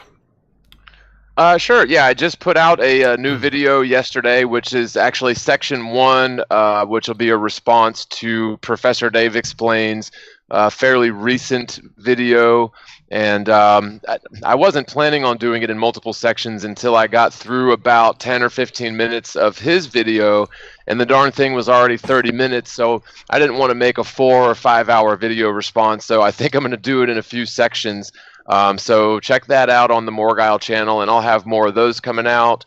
I'm also going to be putting out another chapter of the Creature from Jekyll Island audiobook, hopefully this weekend if I can get it done. And so, yeah, just new content coming out as I can on the Morgile channel. But sorry I was late, guys, but I had a lot of fun as always. Great show, and love you guys. Had awesome time as always. All right. Beautiful, John. Well, if you want any suggestions or help or anything like that on your rebuttal to Professor Dave, I have got a ton of it. And in fact, wow, that was noisy. In fact, one of the things I covered was his question, well, if the sun's so close, how come it isn't so hot? How come it isn't so hot in space? And I countered that and I said, well, that's because, it is hot up there. Supposedly, NASA tells us the thermosphere is 4,500 degrees Fahrenheit. But then they turn right around and tell us that we can't feel the heat because that air molecules are too sparse.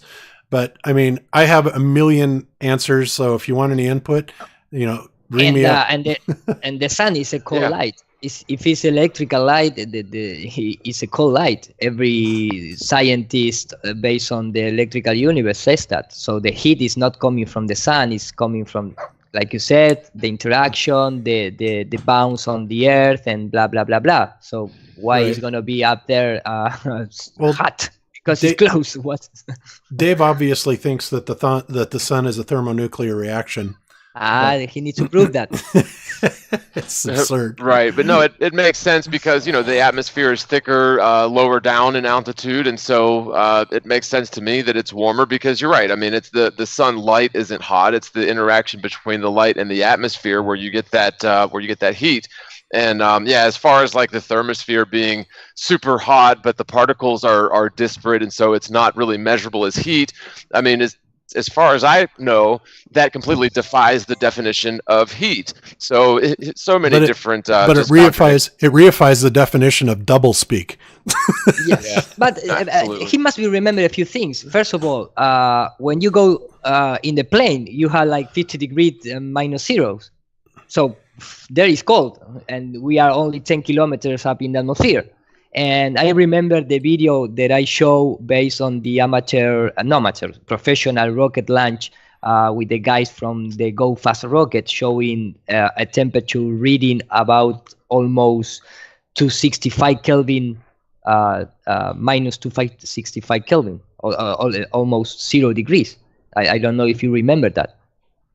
When we talk about the gases component, I do. Dome. So they instrument read almost 0 Celsius degrees, 120 kilometers.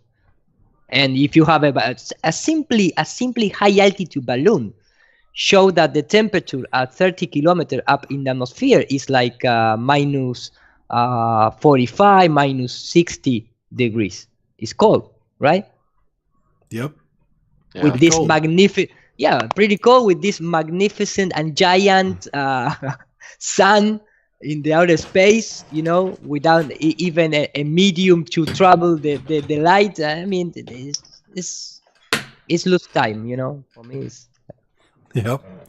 All right. Okay. So, well, beautiful, John. Well, we'll look forward to the additional rebuttals because, yeah, it needs to be done. And I'd love to do it, but I really cannot dedicate any more shows to that idiot. And Jaron's right. We shouldn't even really be addressing him. And the only reason I am is because I am so sick and tired of those freaking trolls.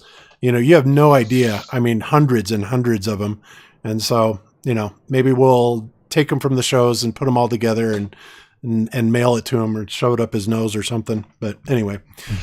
Yeah. And the biggest thing about it though, and this is something that's a theme for all of the flat earth debunking videos, is still yet to see any sort of evidence or even the attempt to provide evidence for the earth's curvature or the earth's motion. It's all just nitpicking against the different flat earth models. And I think we're probably the first to admit that we don't have it all figured out, but on the other side of that, the globe earthers sure claim to, and they don't even attempt to provide any sort of evidence for geological curvature or motion. And so maybe we shall see some of that in the future, but I'm not going to hold my breath. Yeah, no kidding. Okay. All right. Well, so let's move on forward to you, Eru, then, and let us know what's going on down in Argentina with you. What you got on the burner? Well, I'm really happy because I think I mentioned before, but I made a compilation. I need to translate it or subtitle because it's in Spanish. But we make with that event here in the province of Columbus, because that is the name of the place where we did the flat earth event. We make, we turn crazy the media, and they are keep talking about the flat earther, and they trying to mix with politicians, with politics and economics. Right now here in Argentina we are, really bad in terms of economic situation, because the government is, take the FMI help, quote unquote. So right now our economy is really bad. We have 50 Argentina pesos is $1, and if you go back just 3 weeks, and I mentioned this, it's only about 41 pesos. So we lose. You can extrapolate that. Wow. And so they are using, for example, in the news, they are using if you are a flat earther, it's like you are a denier of the economically reality. Because you are don't believe in the reality of the spherical world. The things like that. I am really happy because we made that. We are in the headlines all the time. They can stop talking about the flat earth, and that's never happened before in the Spanish community. So that is one thing. The other thing is in 20 days is going to be a premiere here in the public television. It's a documentary, but it's a good one. It's like an interviews of me and other 3 guys, which is going to be the first flat earth documentary in public television, and was edited by myself. So the images and all the narrative is contemplating, don't screw up the documentary like happened with the Netflix situation and so forth. Yeah. And we are going to make in